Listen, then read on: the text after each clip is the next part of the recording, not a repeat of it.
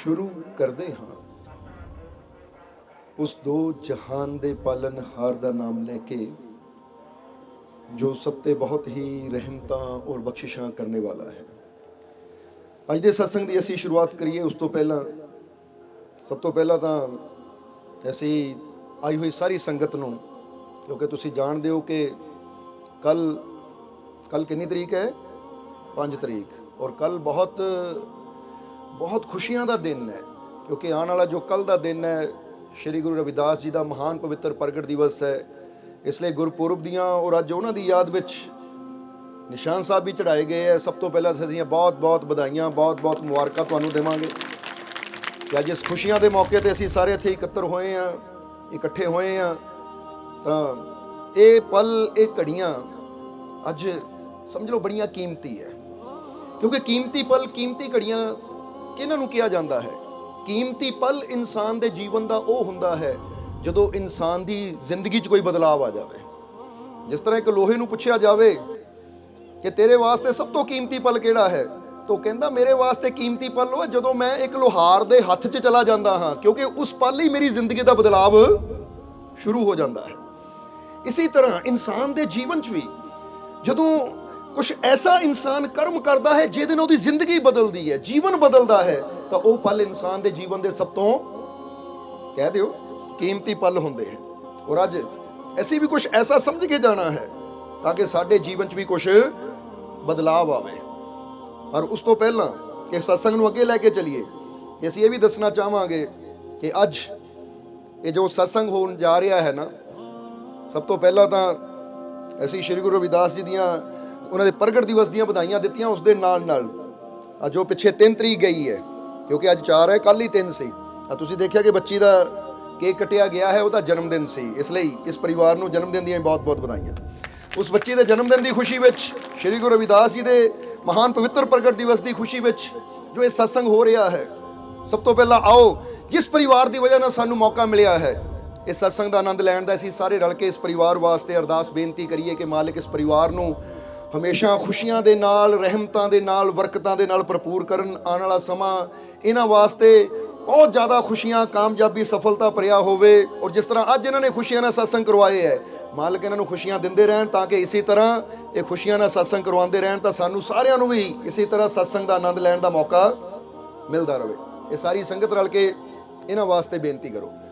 और इस परिवार ने एक गल सानू कही है कि मालको संगत नूं जरूर दस्सिओ कि ये जो बच्ची है ना, ये मालिक की रहमत नाल, मालिक की किरपा दे नाल ही ये कहंदे सानू प्राप्त हुई है। वो किस तरह, क्योंकि दसदे आप कि पहला 3 बार बड़ा ऑपरेशन होया, और वो 3 बार ऑपरेशन तो होया, पर जो खुशी सी वो घर नहीं आई। बड़ियां तकलीफां, बड़े दुखों का सामना इन्होंने करना पिया, पर फिर दसदे कि मालकां दे चरणों 'च बेनती की, क्योंकि डॉक्टरों ने कहा हुण चौथा चांस ना लियो तुसीं, नहीं तो खतरा बहुत बड़ा है। क्योंकि 3 बार सजीरियन ऑपरेशन हो जाए तो चौथी बार अगर प्रेगनेंसी होंदी है तो टांके फटन का डर है, माँ की जान को खतरा भी हो सकता है। पर फिर दरबार ते गए, इन्होंने बेनती की, फल झोली पवाया, तो मालिक की रहमत ऐसी हुई कि आप परिवार दसदा कि 9 महीने भी बड़े शांति नाल, कोई टेंशन नहीं, कोई दर्द नहीं, कोई पीड़ा नहीं, बड़े आराम नाल गुजरे। तो जो बच्चे का जन्म होया तो वह भी मालिक की रहमत नाल सुख सखीली हो गया। तो मालिका ने सानू बहुत खुशियां दित्तियां, इसलिए ये शुकराने में सत्संग करवा रहे हैं कि मालिका ने सानू बहुत खुशियां दित्तियां। और फिर कहांगे कि इंसान के जीवन च अगर कुछ असंभव है ना, तो असंभव भी संभव हो जाता है। कदों, जदों ओदा साथ होवे, फिर नामुमकिन भी मुमकिन हो जाता है, अगर इंसान के अंदर उस मालिक का, उस परमात्मा, उस प्रभु का विश्वास होवे। क्योंकि हर बार ऐसी इको चीज़ समझाने की कोशिश करी दी है कि अगर सानू अपने मालिक ते यकीन है, परमात्मा प्रभु ते यकीन है, तो फिर साडे अंदर कोई डर, कोई चिंता, कोई फिक्र रहिंदी नहीं है। इसलिए तक शब्द के अंदर श्री गुरु रविदास जी ने भी देखो कितना प्यारा किया है कि रविदास सिमरो राम को होत भरम सब दूर। जरा हुण गौर करना, एक लाइन बड़ी समझण वाली है कि इत्थे श्री गुरु रविदास जी अपनी वाणी के जरिए सानू समझाना की चाहते हैं और सानू किस चीज वास्ते अवेयर करना चाहते। अवेयर का मतलब है कि जागरूक करना चाहते कि जागो, कितना चिर तक भरमा भुलेखिया च फस के अपनी जिंदगी बर्बाद करते रहांगे। क्योंकि बहुत बार देखा है कि वह परमात्मा, वह प्रभु ਜਾਂ ਗੁਰੂ ਰਹਿਬਰ ਸਾਨੂੰ ਬਹੁਤ ਕੁਝ ਦੇਣਾ ਚਾਹੁੰਦੇ ਹੈ, ਪਰ ਇਨਸਾਨ ਦੀਆਂ ਅੱਖਾਂ ਤੇ ਕੁਝ ਐਸੀ ਭਰਮਾਂ ਦੀ ਪੱਟੀ ਵੱਜ ਜਾਂਦੀ ਹੈ ਕਿ ਇਨਸਾਨ ਉਹ ਗੁਰੂਆਂ ਰਹਿਬਰਾਂ ਦਾ ਜੋ ਇੱਕ ਮਕਸਦ ਹੁੰਦਾ ਹੈ ਸਾਨੂੰ ਕਿਸੇ ਮੰਜ਼ਿਲ ਤੱਕ ਲੈ ਕੇ ਜਾਣ ਦਾ, ਆਨੰਦ ਤੱਕ ਲੈ ਕੇ ਜਾਣ ਦਾ, ਇਨਸਾਨ ਉਹ ਰਸਤੇ ਤੋਂ ਹੀ ਭਟਕ ਜਾਂਦਾ ਹੈ। ਕਿਉਂਕਿ ਅਗਰ ਚੀਜ਼ ਤੁਹਾਡੇ ਸਾਹਮਣੇ ਵੀ ਹੋਵੇ ਨਾ, ਪਰ ਤੁਹਾਡੀਆਂ ਅੱਖਾਂ ਤੇ ਪੱਟੀ ਬੰਨ੍ਹ ਦਿੱਤੀ ਜਾਵੇ, ਤਾਂ ਬੋਲੋ ਤੁਸੀਂ ਆਸਾਨੀ ਨਾਲ ਪਹੁੰਚ ਜਾਓਗੇ? ਜਵਾਬ ਦਿਓ ਸਾਨੂੰ। ਥੋੜਾ ਥੋੜਾ ਜਵਾਬ ਵੀ ਨਾਲ ਦੇਣਾ ਹੈ, ਕਿਉਂਕਿ ਸਿਰਫ ਸਤਸੰਗ ਸੁਣਨਾ ਨਹੀਂ ਹੈ, ਸਤਸੰਗ ਤੁਸੀਂ ਸ਼ਾਮਿਲ ਵੀ ਹੋਣਾ ਇਹਦੇ 'ਚ। ਇੱਕ ਹੁੰਦਾ ਬੰਦਾ ਕਹਿੰਦਾ ਮੈਂ ਮੈਚ ਦੇਖਣ ਆਇਆ, ਇੱਕ ਕਹਿੰਦਾ ਮੈਂ ਖੇਲਣ ਆਇਆ ਹਾਂ। ਦੇਖਣ ਵਿੱਚ ਔਰ ਖੇਲਣ ਵਿੱਚ ਬੜਾ ਫਰਕ ਹੁੰਦਾ ਹੈ। ਜਦੋਂ ਅਸੀਂ ਨਾਲ ਨਾਲ ਗੱਲ ਨੂੰ ਸਮਝ ਕੇ ਉਹ ਗੱਲ ਦੇ ਵਿੱਚ ਐਕਸ਼ਨ ਲੈਂਦੇ ਆ ਨਾ, ਤਾਂ ਫਿਰ ਇਹਦਾ ਮਤਲਬ ਸਾਡਾ ਯੋਗਦਾਨ ਵੀ ਨਾਲ ਨਾਲ ਪੈ ਗਿਆ। ਇਸ ਲਈ ਸੁਣਨ ਆਇਓ ਜਾਂ ਕੁਝ ਹਾਸਲ ਕਰਨ ਆਇਓ। ਜਿੱਦਾਂ ਹੁਣ ਫਰਜ਼ ਕਰੋ ਇੱਕ ਟੀਚਰ ਪੜ੍ਹਾ ਰਿਹਾ ਹੈ A for apple, B for ball, ਤਾਂ ਹੁਣ ਸਾਰੇ ਬੱਚੇ ਨਾਲ ਨਾਲ ਬੋਲ ਰਹੇ ਆ। ਜਿਹੜੇ ਬੋਲ ਰਹੇ ਆ ਉਹ ਤਾਂ ਸਮਝ ਰਹੇ ਆ, ਤੇ ਇੱਕ ਬੱਚਾ ਉਹ ਅੱਖਾਂ ਬੰਦ ਕਰਕੇ ਬੈਠਾ ਹੈ। ਉਹ ਨਾ ਕੋਈ ਜਵਾਬ ਦਿੰਦਾ ਹੈ, ਤਾਂ ਨਾ ਹੀ ਕੋਈ ਐਕਟੀਵਿਟੀ ਹੈ ਉਹਦੇ ਅੰਦਰ, ਨਾ ਹੀ ਕੋਈ ਐਕਸ਼ਨ ਲੈਂਦਾ ਹੈ। ਤਾਂ ਹੁਣ ਤੁਸੀਂ ਆਪ ਸੋਚੋ, ਜਦੋਂ ਰਿਜ਼ਲਟ ਆਏਗਾ ਤਾਂ ਰਿਜ਼ਲਟ ਕੀ ਨਿਕਲੇਗਾ? ਕਿ ਜਿਹੜੇ ਬੱਚਿਆਂ ਨੇ ਸਮਝਿਆ ਉਹ ਪਾਸ ਹੋ ਗਏ, ਤਾਂ ਜਿਹਨਾਂ ਨਹੀਂ ਸਮਝਿਆ ਜੋ ਬਸ ਅੱਖਾਂ ਬੰਦ ਕਰਕੇ ਬੈਠਾ ਰਿਹਾ, ਉਹਦੇ ਕੀ ਰਿਜ਼ਲਟ ਆਏਗਾ? ਫਿਰ ਜਵਾਬ ਦੇ ਦਿਓ, ਉਹ ਫੇਲ ਹੋਏਗਾ। ਤਾਂ ਫਿਰ ਦੋਸ਼ ਟੀਚਰ ਦਾ ਨਹੀਂ ਹੁੰਦਾ, ਦੋਸ਼ ਬੱਚੇ ਦੀ ਆਪਣੀ ਅਵੇਅਰਨੈਸ ਦਾ ਹੁੰਦਾ ਹੈ, ਆਪਣੀ ਜਾਗਰੂਕਤਾ ਦਾ ਹੁੰਦਾ ਹੈ ਕਿ ਅਗਰ ਪੂਰਾ ਧਿਆਨ ਦੇਵਾਂਗੇ ਤਾਂ ਸਭ ਕੁਝ ਲੈ ਲਵਾਂਗੇ। ਇਸ ਲਈ ਤੇ ਦੱਸਣਾ ਕੀ ਚਾਹੁੰਦੇ ਆ ਕਿ ਅੱਜ ਕਈ ਵਾਰ ਇਨਸਾਨ ਕਹਿ ਦਿੰਦਾ ਹੈ, ਪਰਮਾਤਮਾ ਤੂੰ ਮੈਨੂੰ ਖੁਸ਼ੀ ਕਿਉਂ ਨਹੀਂ ਦਿੰਦਾ, ਤੂੰ ਮੈਨੂੰ ਕਾਮਯਾਬੀ ਕਿਉਂ ਨਹੀਂ ਦਿੰਦਾ, ਤੂੰ ਮੈਨੂੰ ਸਫਲਤਾ ਕਿਉਂ ਨਹੀਂ ਦਿੰਦਾ? ਤਾਂ ਉਸ ਲਈ ਰੱਬ ਵੀ ਹੱਸਦਾ ਹੈ ਕਿ ਕਾਮਯਾਬੀ, ਸਫਲਤਾ ਸਭ ਕੁਝ ਮੈਂ ਰੱਖੀ ਹੋਈ ਹੈ ਤੇਰੇ ਵਾਸਤੇ, ਪਰ ਜੇ ਅੱਖਾਂ ਤੇ ਪੱਟੀ ਬਣ ਕੇ ਤੁਰੇਗਾ ਤਾਂ ਕਦੀ ਉੱਥੇ ਤੱਕ ਪਹੁੰਚ ਨਹੀਂ ਪਾਏਗਾ। ਚਲੋ ਅੱਖਾਂ ਦੇ ਪੱਟੀ ਵੀ ਛੱਡੋ, ਤੁਸੀਂ ਅੱਖਾਂ ਬੰਦ ਕਰਕੇ ਹੀ ਤੁਰ ਕੇ ਦੇਖ ਲਿਓ, ਚੀਜ਼ ਸਾਹਮਣੇ ਵੀ ਹੋਏਗੀ, ਅੱਖਾਂ ਬੰਦ ਹੋ ਜਾਣਗੀਆਂ ਤਾਂ ਉਹ ਚੀਜ਼ ਤੱਕ ਪਹੁੰਚਣਾ ਵੀ ਇਨਸਾਨ ਵਾਸਤੇ ਮੁਸ਼ਕਿਲ ਹੋ ਜਾਂਦਾ ਹੈ। ਇਸ ਲਈ ਸਭ ਤੋਂ ਬੜੀ ਗੱਲ ਹੈ, ਜ਼ਰੂਰਤ ਇਹ ਨਹੀਂ ਹੈ ਕਿ ਚੀਜ਼ ਕਿੱਥੇ ਹੈ, ਜ਼ਰੂਰੀ ਇਹ ਹੈ ਕਿ ਸਾਡੀਆਂ ਅੱਖਾਂ ਖੁੱਲੀਆਂ ਹੈ ਜਾਂ ਬੰਦ ਹੈ। ਅਗਰ ਅੱਖ ਖੁੱਲ ਗਈ ਤਾਂ ਚੀਜ਼ ਕਿਤੇ ਵੀ ਹੋਵੇ ਅਸੀਂ ਉੱਥੇ ਤੱਕ ਪਹੁੰਚ ਜਾਵਾਂਗੇ। ਜਿੱਦਾਂ ਇੱਥੇ ਇੱਕ ਛੋਟੀ ਜਿਹੀ ਸੀ ਨਾ ਰਮਾਇਣ ਦੀ ਸਾਖੀ, ਥੋੜੀ ਸੁਣਾਵਾਂਗੇ ਤੁਹਾਨੂੰ ਕਿ ਜਦੋਂ ਸੀਤਾ ਦਾ ਹਰਨ ਹੋਇਆ ਸੀ, ਤਾਂ ਰਾਮ ਇੰਨੇ ਵਿਚਲਿਤ ਹੋ ਗਏ, ਵਿਚਲਿਤ ਸਮਝਦੇ ਹੋ ਨਾ ਤੁਸੀਂ, ਇੰਨੇ ਦੁਖੀ ਹੋ ਗਏ ਕਿ ਹਾਏ ਸੀਤੇ, ਕਿੱਥੇ ਹੈ ਸੀਤੇ? ਉਹਨਾਂ ਨੇ ਰੋਣਾ ਸ਼ੁਰੂ ਕਰ ਦਿੱਤਾ। ਹੁਣ ਇੱਕ ਗੱਲ ਇੱਥੇ ਇਹ ਵੀ ਸਮਝ ਲੈਣੀ ਕਿ ਮੁਸ਼ਕਿਲਾਂ, ਪ੍ਰੋਬਲਮਾਂ ਬੜੇ ਬੜੇ ਅਵਤਾਰਾਂ, ਗੁਰੂਆਂ, ਰਹਿਬਰਾਂ, ਪੀਰਾਂ, ਫਕੀਰਾਂ ਦੇ ਜੀਵਨ 'ਚ ਵੀ ਆਈਆਂ। ਬੋਲੋ ਆਈਆਂ ਕਿ ਨਹੀਂ? ਮੁਸ਼ਕਿਲਾਂ ਉਹਨਾਂ ਦੇ ਜੀਵਨ 'ਚ ਵੀ ਆਈਆਂ। ਸੋ ਸ਼੍ਰੀ ਰਾਮ ਬੜਾ ਰੋ ਰਹੇ ਸੀ, ਹਾਏ ਸੀਤੇ ਕਿੱਥੇ ਹੈ? ਔਰ ਇਹ ਰੋਣ ਵਿੱਚ ਹੀ ਕਈ ਦਿਨ ਗੁਜ਼ਰ ਗਏ। ਇੱਕ ਦਿਨ ਲਕਸ਼ਮਣ ਨੇ ਕਿਹਾ, ਭਰਾਤਾ ਸ਼੍ਰੀ, ਕਿਉਂਕਿ ਲਕਸ਼ਮਣ ਤੁਹਾਨੂੰ ਪਤਾ ਹੀ ਹੈ ਇੱਕ ਐਸੇ ਸੀ ਜਿਹੜੇ ਹਰ ਵੇਲੇ ਉਹਨਾਂ ਦੇ ਨਾਲ ਚੱਲਦੇ ਸੀ, ਕਿ ਅਗਰ ਇਸੇ ਤਰ੍ਹਾਂ ਰੋਂਦੇ ਰਵਾਂਗੇ ਫਿਰ ਤਾਂ ਅਸੀਂ ਮਾਤਾ ਸੀਤਾ ਤੱਕ ਕਦੀ ਪਹੁੰਚ ਨਹੀਂ ਸਕਦੇ। ਇਸ ਲਈ ਰੋਣਾ ਹੁਣ ਬੰਦ ਕਰੀਏ, ਕਿਉਂਕਿ ਬਹੁਤ ਵਿਲਾਪ ਕਰ ਲਿਆ, ਹੁਣ ਖੋਜ ਸ਼ੁਰੂ ਕਰੀਏ। ਹੁਣ ਕੀ ਕਰਨਾ ਹੈ? ਖੋਜ ਸ਼ੁਰੂ ਕਰੀਏ, ਕਿਉਂਕਿ ਰੋਣ ਨਾਲ ਦੁੱਖ ਦਾ ਹੱਲ ਨਹੀਂ ਹੁੰਦਾ, ਖੋਜਣ ਨਾਲ, ਹੱਲ ਖੋਜਣ ਨਾਲ ਕਿ ਕਿੱਥੇ ਹੈ ਉਹਦਾ ਹੱਲ ਕਰਨ ਨਾਲ ਹੀ ਦੁੱਖ ਦੂਰ ਹੁੰਦਾ ਹੈ। ਇਹ ਪੁਆਇੰਟ ਪਹਿਲਾਂ ਨੋਟ ਕਰ ਲੈਣਾ। ਇਸ ਲਈ ਇਹ ਪੁਆਇੰਟ ਨੂੰ ਵੀ, ਇਹ ਸਾਖੀ ਨੂੰ ਵੀ ਸਮਝਣਾ ਹੈ, ਤਾਂ ਨਾਲ ਨਾਲ ਆਪਣੀ ਜ਼ਿੰਦਗੀ ਨੂੰ ਵੀ ਸਮਝਣਾ ਹੈ। ਅੱਜ ਇਨਸਾਨ ਦੀ ਜ਼ਿੰਦਗੀ ਦੀ ਹਾਲਤ ਵੀ ਕੀ ਹੁੰਦੀ ਹੈ ਕਿ ਇਨਸਾਨ ਦੇ ਜੀਵਨ 'ਚ ਜਦੋਂ ਕੋਈ ਮੁਸ਼ਕਿਲ ਆ ਜਾਂਦੀ ਹੈ, ਕੋਈ ਪ੍ਰੋਬਲਮ ਆ ਜਾਂਦੀ ਹੈ, ਕੋਈ ਬਿਮਾਰੀ ਆ ਜਾਂਦੀ ਹੈ, ਜਾਂ ਕੋਈ ਕੰਮ ਗੜਬੜ ਹੋ ਜਾਂਦਾ ਹੈ, ਤਾਂ ਇਨਸਾਨ ਕੀ ਕਰਦਾ ਹੈ? ਹੱਲ ਲੱਭਣ ਦੀ ਬਜਾਏ ਚਿੰਤਾ ਕਰਨੀ ਸ਼ੁਰੂ ਕਰ ਦਿੰਦਾ ਹੈ, ਰੋਣਾ ਸ਼ੁਰੂ ਕਰ ਦਿੰਦਾ ਹੈ। ਕਿਉਂ ਹੋ ਗਿਆ? ਕਾਹਤੇ ਹੋ ਗਿਆ? ਮੇਰੇ ਨਾਲ ਇਦਾਂ ਕਿਉਂ ਹੋਇਆ? ਮੇਰੀ ਕਿਸਮਤ ਖਰਾਬ ਹੈ, ਮੇਰੇ ਨਾਲ ਹੀ ਕੋਈ ਬੈਰ ਲੈ ਰਿਹਾ ਹੈ, ਮੇਰੇ ਤੇ ਕੋਈ ਜਾਦੂ ਕਰ ਰਿਹਾ ਹੈ, ਮੇਰਾ ਹੀ ਕੋਈ ਬੁਰਾ ਕਰ ਰਿਹਾ ਹੈ। ਇਨਸਾਨ ਜਰਾ ਹੁਣ ਗੌਰ ਕਰਨਾ, ਜਿੱਦਾਂ ਅਸੀਂ ਇੱਕ ਗੱਲ ਹੋਰ ਕਹਿਣੀ ਚਾਹਾਂਗੇ ਕਿ ਜਦੋਂ ਇਨਸਾਨ ਦੇ ਜੀਵਨ 'ਚ ਕੋਈ ਦੁੱਖ ਆਉਂਦਾ ਹੈ ਨਾ, ਤਾਂ ਇਨਸਾਨ ਕਹਿੰਦਾ ਗ੍ਰਹਿ ਦੋਸ਼, ਪਿੱਤਰ ਦੋਸ਼, ਸਰਪਕਾਲ ਦੋਸ਼। ਜਰਾ ਹੁਣ ਗੌਰ ਕਰਨਾ ਕਿਹੜੇ ਕਿਹੜੇ ਦੋਸ਼ਾਂ ਨੂੰ ਤੋੜਦਾ ਹੈ। ਇਹ ਸ਼ਨੀ ਦੋਸ਼ ਹੋ ਸਕਦਾ ਹੈ, ਇਹ ਗ੍ਰਹਿ ਦੋਸ਼ ਹੋ ਸਕਦਾ ਹੈ, ਇਹ ਸਰਪਕਾਲ ਦੋਸ਼ ਹੋ ਸਕਦਾ ਹੈ, ਇਹ ਪਿੱਤਰ ਦੋਸ਼ ਹੋ ਸਕਦਾ ਹੈ। ਉਹਨੂੰ ਸਾਰੇ ਦੋਸ਼ ਨਜ਼ਰ ਆਉਂਦੇ, ਬਸ ਆਪਣੇ ਹੀ ਦੋਸ਼ ਨਜ਼ਰ ਨਹੀਂ ਆਉਂਦਾ ਕਿ ਮੇਰੇ 'ਚ ਹੀ ਕੋਈ ਦੋਸ਼ ਹੈ ਜਿਹੜਾ ਮੈਂ ਦੁਖੀ ਹੋ ਕੇ ਬੈਠਾ ਹੈ। ਅਗਰ ਮੈਂ ਆਪਣੇ ਆਪ ਨੂੰ ਦਰੁਸਤ ਕਰ ਲਵਾਂ ਤਾਂ ਕਿਸੇ ਗ੍ਰਹਿ ਦੀ ਕੋਈ ਤਾਕਤ ਨਹੀਂ ਹੈ, ਕਿਸੇ ਹੋਰ ਚੀਜ਼ ਦੀ ਕੋਈ ਤਾਕਤ ਨਹੀਂ ਹੈ ਕੋਈ ਮੈਨੂੰ ਦੁੱਖ ਦੇ ਸਕੇ। ਇਹ ਲਈ ਦੇਖੋ ਜ਼ਰਾ, ਕੋਈ ਤੁਹਾਡੇ ਜੀਵਨ 'ਚ ਦੁੱਖ ਆਉਂਦਾ ਹੈ ਤਾਂ ਆਪਣੇ ਵੱਲ ਧਿਆਨ ਜਾਂਦਾ? ਕਦੀ ਸੱਚ ਦੱਸਣਾ, ਧਿਆਨ ਕਿੱਥੇ ਜਾਂਦਾ ਹੈ? ਉਹਦੇ ਕਰਕੇ ਦੁੱਖ ਆਇਆ, ਉਹਦੇ ਕਰਕੇ ਪਰੇਸ਼ਾਨੀ ਹੋਈ। ਜੇ ਬੱਚਾ ਫੇਲ ਵੀ ਹੋ ਗਿਆ ਤਾਂ ਮੇਰੇ ਬੱਚੇ ਨੇ ਤਾਂ ਬੜੀ ਮਿਹਨਤ ਕੀਤੀ, ਗੁਆਂਢੀਆਂ ਨੇ ਕੁਝ ਕੀਤਾ ਹੋਣਾ, ਇਹ ਫਲਾਣੇ ਨੇ ਕੋਈ ਪੈਰ ਦੀ ਮਿੱਟੀ ਚੱਕ ਲਈ ਹੋਣੀ ਹੈ, ਇਹ ਫਲਾਣੇ ਨੇ ਮੇਰੇ ਬੱਚੇ ਨੂੰ ਬੰਨ੍ਹ ਦਿੱਤਾ, ਉਹਨੇ ਜਾਦੂ ਕਰ ਦਿੱਤਾ, ਬੱਚਾ ਫੇਲ ਹੋ ਗਿਆ, ਕੰਮ ਨਹੀਂ ਮਿਲਦਾ, ਕਿਸੇ ਨੇ ਕੁਝ ਕੀਤਾ ਹੋਇਆ ਹੈ ਤਾਂ ਹੀ ਮੇਰੇ ਬੱਚੇ ਨੂੰ ਕੰਮ ਨਹੀਂ ਮਿਲਦਾ। ਇਦਾਂ ਭਰਮਾਂ 'ਚ ਪਾਉਣ ਵਾਲੇ ਨਾ ਬਹੁਤ ਮਿਲ ਜਾਂਦੇ ਐ। ਉਹ ਭਾਈ ਤੁਹਾਡੇ ਬੱਚੇ ਦਾ ਕੰਮ ਬੰਨਿਆ ਹੈ, ਔਲਾਦ ਨਹੀਂ ਹੁੰਦੀ, ਕੁੱਖ ਬੰਨੀ ਹੋਈ ਹੈ, ਉਹ ਫਲਾਨਾ ਬੰਨਿਆ ਹੋਇਆ, ਫਲਾਨਾ ਬੰਨਿਆ ਹੋਇਆ ਹੈ। ਔਰ ਇਦਾਂ ਇਨਸਾਨ ਨੂੰ ਡਰਾ ਕੇ ਫਿਰ ਕੀ ਕੀਤਾ ਜਾਂਦਾ ਹੈ? ਇਨਸਾਨ ਨੂੰ ਸੱਚ ਦੇ ਮਾਰਗ ਤੋਂ, ਪ੍ਰਮਾਤਮਾ ਤੋਂ, ਪ੍ਰਭੂ ਤੋਂ ਦੂਰ ਕਰ ਦਿੱਤਾ ਜਾਂਦਾ ਹੈ। ਸੋ ਇਹੀ ਗੱਲ ਸ਼੍ਰੀ ਗੁਰੂ ਰਵਿਦਾਸ ਜੀ ਦੱਸਦੇ ਕਿ ਸੱਚਾਈ ਨੂੰ ਸਮਝਣਾ ਹੈ ਅਸੀਂ, ਕਿ ਆਪਣੇ ਜੀਵਨ 'ਚੋਂ ਵਹਿਮਾਂ ਭਰਮਾਂ 'ਚੋਂ ਨਿਕਲਣਾ ਹੈ। ਜੇ ਸਾਡੇ ਜੀਵਨ 'ਚ ਕੋਈ ਦੁੱਖ ਹੈ, ਪਰੇਸ਼ਾਨੀ ਹੈ, ਅਗਰ ਬੱਚਾ ਪਾਸ ਨਹੀਂ ਹੋ ਰਿਹਾ ਤਾਂ ਕਿਸੇ ਦਾ ਦੋਸ਼ ਨਹੀਂ ਹੈ, ਇਹ ਦੋਸ਼ ਬੱਚੇ ਦਾ ਹੈ ਕਿ ਮੈਂ ਮਿਹਨਤ ਨਹੀਂ ਕੀਤੀ। ਕਿਉਂਕਿ ਅਗਰ ਕਿਸੇ ਹੋਰ ਦੇ ਮੱਥੇ ਮੜ ਦਈਏ ਨਾ ਉਹਦਾ ਦੋਸ਼ ਹੈ, ਤਾਂ ਭਾਈ ਫਿਰ ਤਾਂ ਕਦੀ ਬੱਚਾ ਪਾਸ ਹੋ ਹੀ ਨਹੀਂ ਪਾਏਗਾ। ਕਿਉਂਕਿ ਨਾ ਉਹ ਕੰਮ ਕਰਨਾ ਬੰਦ ਕਰੇਗਾ, ਕਾਰਜ ਕਰਨਾ ਬੰਦ ਕਰੇਗਾ, ਤਾਂ ਨਾ ਇਹ ਕਦੀ ਪਾਸ ਹੋ ਸਕਦਾ ਹੈ। ਫਿਰ ਤਾਂ ਇਹਦਾ ਮਤਲਬ ਅਸੀਂ ਦੂਜੇ ਦੇ ਸਹਾਰੇ ਹੋ ਗਏ ਕਿ ਕਦੋਂ ਦੂਜਾ ਪਹਿਲਾਂ ਕਿਤੇ ਜਾਵੇ, ਘਰ ਬਦਲੀਏ ਤਾਂ ਫਿਰ। ਪਰ ਜਿਹੜੇ ਸਮਝਦਾਰ ਹੈ ਉਹ ਕਹਿੰਦੇ ਕੋਈ ਦੋਸ਼ ਕਿਸੇ ਦਾ ਨਹੀਂ ਹੈ। ਅਗਰ ਮੈਨੂੰ ਕਾਮਯਾਬੀ ਨਹੀਂ ਮਿਲ ਰਹੀ ਤਾਂ ਇਹਦਾ ਮਤਲਬ ਸੁਧਾਰ ਦੀ ਲੋੜ ਮੈਨੂੰ ਹੈ। ਅਗਰ ਮੈਨੂੰ ਸਫਲਤਾ ਨਹੀਂ ਮਿਲ ਰਹੀ ਤਾਂ ਇਹਦਾ ਮਤਲਬ ਕਿਤੇ ਨਾ ਕਿਤੇ ਕਮੀ ਮੇਰੇ ਅੰਦਰ ਹੈ। ਇਸ ਲਈ ਪਹਿਲਾ ਪੁਆਇੰਟ ਇਹ ਯਾਦ ਰੱਖਣਾ ਕਿ ਅਗਰ ਜੀਵਨ 'ਚ ਕੋਈ ਦੁੱਖ, ਤਕਲੀਫ, ਪਰੇਸ਼ਾਨੀ ਆਉਂਦੀ ਹੈ ਤਾਂ ਕਿਸਮਤ ਦਾ ਰੋਣਾ ਬੰਦ ਕਰੋ। ਸਮਝਦੇ ਹੋ ਕਿ ਨਹੀਂ? ਦੂਜਿਆਂ ਨੂੰ ਦੋਸ਼ ਦੇਣਾ ਬੰਦ ਕਰੋ। ਇਹ ਕਹਿਣਾ ਬੰਦ ਕਰੋ ਮੇਰੇ ਨਾਲ ਕਿਉਂ ਹੋਇਆ, ਕਾਤੇ ਹੋਇਆ, ਮੇਰੇ ਨਾਲ ਹੀ ਕਿਉਂ, ਕਿਸੇ ਨੇ ਕੀ ਕੀਤਾ, ਕਿਸਮਤ ਖਰਾਬ, ਇਹ ਸਾਰੀਆਂ ਗੱਲਾਂ ਬੰਦ ਕਰੋ। ਔਰ ਇਹ ਸੋਚੋ ਜੇ ਦੁੱਖ ਆ ਗਿਆ ਹੈ ਤਾਂ ਹੁਣ ਹੱਲ ਇਹਦਾ ਕੀ ਕੀਤਾ ਜਾਵੇ। ਕਿਉਂਕਿ ਜਿੰਨੀ ਜਲਦੀ ਤੁਸੀਂ ਹੱਲ ਲੱਭਣਾ ਸ਼ੁਰੂ ਕਰ ਦੋਗੇ ਉਨੀ ਜਲਦੀ ਤੁਹਾਡਾ ਦੁੱਖ ਵੀ ਦੂਰ ਹੋਣਾ ਸ਼ੁਰੂ ਹੋ ਜਾਏਗਾ। ਤਾਂ ਜੇ ਅਸੀਂ ਹੱਲ ਕਰਨ ਦੀ ਬਜਾਏ ਬਸ ਦੂਜਿਆਂ ਨੂੰ ਬਲੇਮ ਹੀ ਦਿੰਦੇ ਰਹੇ, ਦੂਜਿਆਂ ਅੰਦਰ ਹੀ ਦੋਸ਼ ਲੱਭਦੇ ਰਹੇ, ਤਾਂ ਫਿਰ ਕੀ ਹੋਏਗਾ? ਉਹ ਫਲਾਨਾ ਉਹ ਕਰ ਰਿਹਾ ਹੈ, ਤਾਂ ਫਿਰ ਇਹਦਾ ਮਤਲਬ ਉਹ ਕਰੀ ਜਾਏਗਾ ਤਾਂ ਮੈਂ ਤਾਂ ਕਦੀ ਅੱਗੇ ਵਧ ਹੀ ਨਹੀਂ ਪਾਏਗਾ। ਜਰਾ ਸਮਝਣ ਦੀ ਗੱਲ ਹੈ।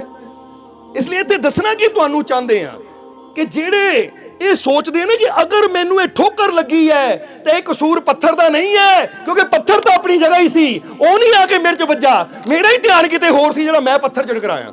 ਇਸ ਲਈ ਦੋਸ਼ ਮੇਰਾ ਹੈ। ਤਾਂ ਅਗਰ ਮੈਂ ਠੋਕਰ ਤੋਂ ਬਚਣਾ ਤਾਂ ਅੱਗੇ ਤੋਂ ਮੈਨੂੰ ਅਵੇਅਰ ਹੋ ਕੇ ਚੱਲਣਾ ਪਏਗਾ ਕਿ ਦੁਬਾਰਾ ਕਿਸੇ ਪੱਥਰ 'ਚ ਨਾ ਟਕਰਾਵਾਂ।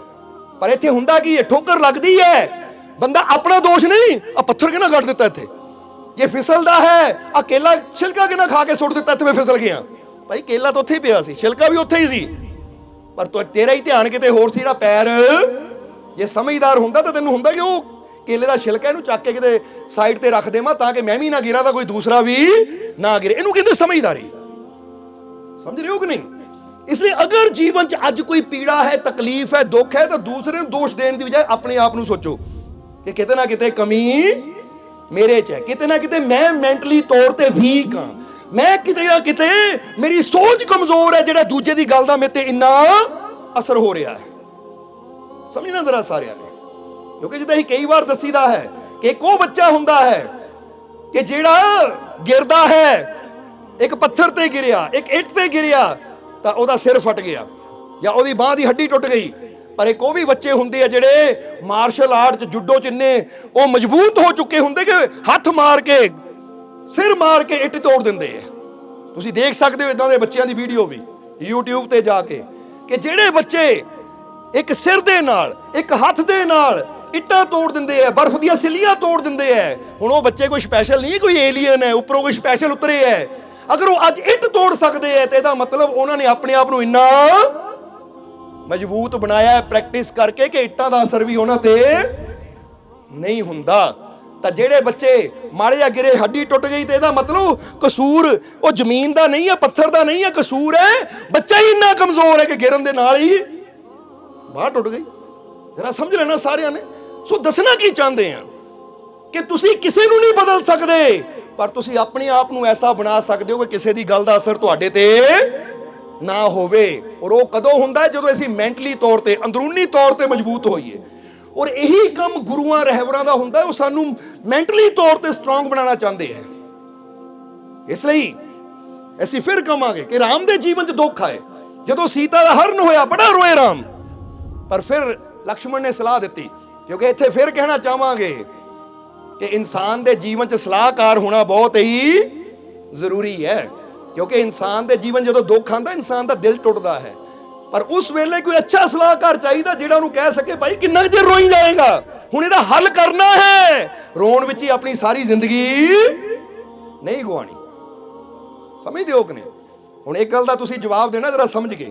ਹੁਣ ਫਰਜ਼ ਕਰੋ ਕਿ ਦੋ ਆਦਮੀ ਹੈ, ਪਹਿਲੇ ਆਦਮੀ ਦਾ ਨੁਕਸਾਨ ਹੋ ਗਿਆ 10 ਲੱਖ ਦਾ, ਹੁਣ ਉਹਦੇ ਬਾਰੇ ਸੋਚ ਕੇ ਰੋਈ ਜਾਂਦਾ, ਹਾਏ ਮੇਰਾ 10 ਲੱਖ ਗਿਆ, ਹਾਏ ਮੇਰਾ 10 ਲੱਖ ਗਿਆ। ਇੱਕ ਹਫ਼ਤਾ ਗਿਆ, 2 ਹਫ਼ਤੇ ਗਏ, 3 ਹਫ਼ਤੇ ਗਏ, ਮੈਂ ਤਾਂ ਕਿਸੇ ਜੋਗਾ ਨਹੀਂ ਰਿਹਾ, ਮੈਂ ਤਾਂ ਕਰਜ਼ਦਾਰ ਹੋ ਗਿਆ, ਮੇਰੇ ਤੇ ਇੰਨਾ ਕਰਜ਼ਾ ਚੜ ਗਿਆ। ਸੋਚ ਸੋਚ ਕੇ ਸ਼ਰਾਬ ਪੀਣੀ ਸ਼ੁਰੂ ਕਰ ਦਿੱਤੀ, ਸ਼ਰਾਬ ਪੀਣੀ ਸ਼ੁਰੂ ਕਰ ਦਿੱਤੀ। ਹਾਏ ਮੇਰਾ ਨੁਕਸਾਨ ਇੰਨਾ ਹੋ ਗਿਆ, ਮੇਰੇ ਤੇ ਕਰਜ਼ਾ ਚੜ ਗਿਆ, ਇਸ ਲਈ ਮੈਂ ਦੁਖੀ ਹੋ ਕੇ ਨਸ਼ਾ ਕਰਨ ਲੱਗ ਗਿਆ। ਫਿਰ ਸ਼ਰਾਬ ਪੀਣ ਦੇ ਨਾਲ ਕੀ ਹੋਇਆ? ਲੀਵਰ ਖਰਾਬ ਹੋ ਗਿਆ। ਫਿਰ ਲੀਵਰ ਖਰਾਬ ਹੋਇਆ ਤਾਂ ਹੌਲੀ ਹੌਲੀ ਗੁਰਦੇ ਵੀ ਖਰਾਬ ਹੋਏ। ਹੁਣ ਕੀ ਹੋ ਰਿਹਾ ਹੈ?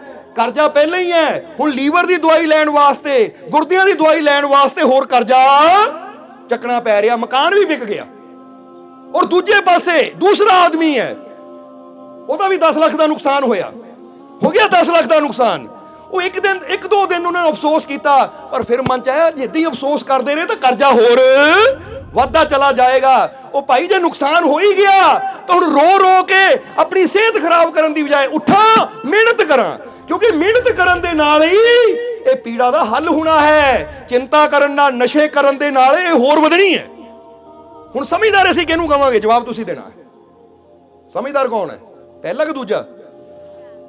ਪਹਿਲਾ ਸਮਝਦਾਰ ਜਾਂ ਦੂਸਰਾ? ਕਿਉਂਕਿ ਪਹਿਲੇ ਨੇ ਕੀ ਕੀਤਾ? ਹਾਏ ਮੇਰਾ ਨੁਕਸਾਨ ਹੋ ਗਿਆ, ਹੁਣ ਮੈਂ ਨਸ਼ਾ ਕਰਕੇ ਪੈ ਜਾਵਾਂ, ਇੰਨਿਆਂ ਲੋਕਾਂ ਦਾ ਕਰਜ਼ਾ ਦੇਣਾ। ਭਾਈ ਨਸ਼ਾ ਕਰਨ ਦੇ ਨਾਲ ਕਰਜ਼ੇ ਨਹੀਂ ਉਤਰਨੇ, ਕਰਜ਼ੇ ਹੋਰ ਚੜਨੇ ਐ। ਉਹ ਜੇ ਪ੍ਰੋਬਲਮ ਆਈ ਹੈ ਤਾਂ ਇਹ ਪ੍ਰੋਬਲਮ ਚੋਂ ਮਿਹਨਤ ਕਰਕੇ ਨਿਕਲਣਾ ਹੈ ਤੂੰ। ਜਿੱਦਾਂ ਹੁਣ ਸਮਝ ਲੈ ਇੱਕ ਬੰਦੇ ਨੂੰ ਤੈਰਨਾ ਆਂਦਾ ਨਹੀਂ, ਨਦੀ 'ਚ ਗਿਰ ਗਿਆ। ਹੁਣ ਨਦੀ 'ਚ ਗਿਰ ਗਿਆ ਤਾਂ ਹੁਣ ਕੀ ਕਹਿੰਦਾ ਹੈ? ਉਹ ਮੈਂ ਡੁੱਬਣ ਲੱਗਾ, ਮੈਂ ਡੁੱਬਣ ਲੱਗਾ, ਲਿਆਓ ਕੋਈ ਸ਼ਰਾਬ ਪਿਲਾ ਦਿਓ, ਮੈਂ ਤਾਂ ਕਿ ਇਹ ਪਲ ਦੇ ਵਿੱਚ ਹੋਰ ਜ਼ਿਆਦਾ ਦੁਖੀ ਆ ਮੈਂ। ਹੁਣ ਨਸ਼ਾ ਕਰਨ ਨਾਲ ਪਾਰ ਕੀ ਹੋਣਾ, ਉਹਨਾਂ ਹੋਰ ਜਲਦੀ ਡੁੱਬਣਾ ਹੈ।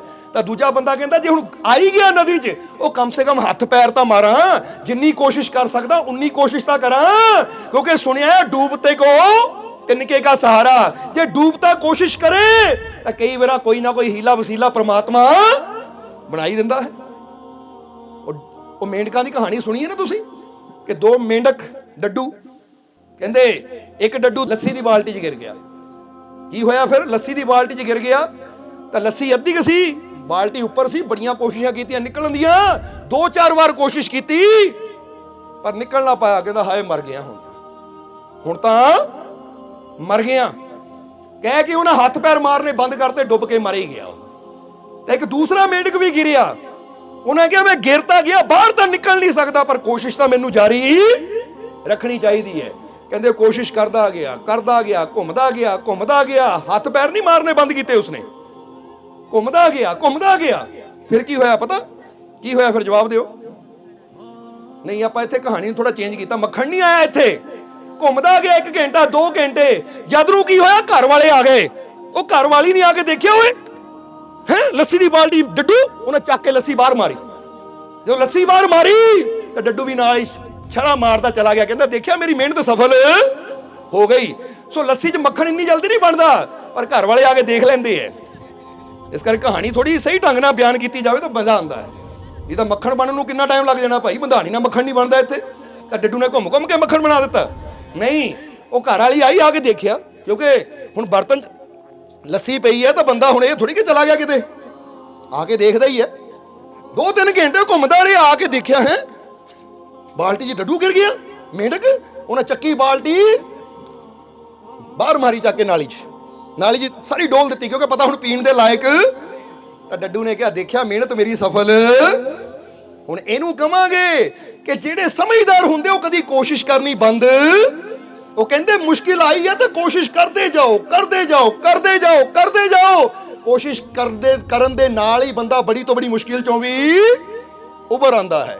इसलिए ऐसी कही कोशिश करने वालों की कभी हार नहीं होती, तूफानों से डरकर जो किनारे बैठ जाते हैं उनकी नैया कभी पार नहीं होती।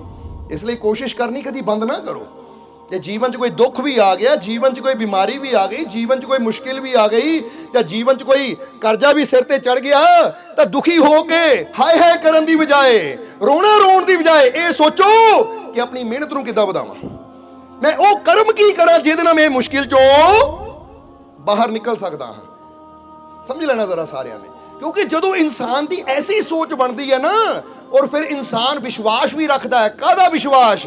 ਕਿ ਅਗਰ ਮੇਰੇ ਤੇ ਮੁਸ਼ਕਿਲ ਆਈ ਹੈ, ਮੈਂ ਕੋਸ਼ਿਸ਼ ਕਰਨੀ ਹੈ, ਔਰ ਮੈਨੂੰ ਪੂਰਾ ਵਿਸ਼ਵਾਸ ਹੈ ਕਿ ਮੈਨੂੰ ਕਾਮਯਾਬੀ ਦੇਣ ਵਾਲਾ ਮੇਰਾ ਮਾਲਿਕ ਮੇਰੇ, ਕਿਉਂਕਿ ਮਿਹਨਤ ਮੇਰੀ ਰਹਿਮਤ, ਕਹਿ ਦਿਓ ਮਿਹਨਤ ਮੇਰੀ ਰਹਿਮਤ ਤੇਰੀ।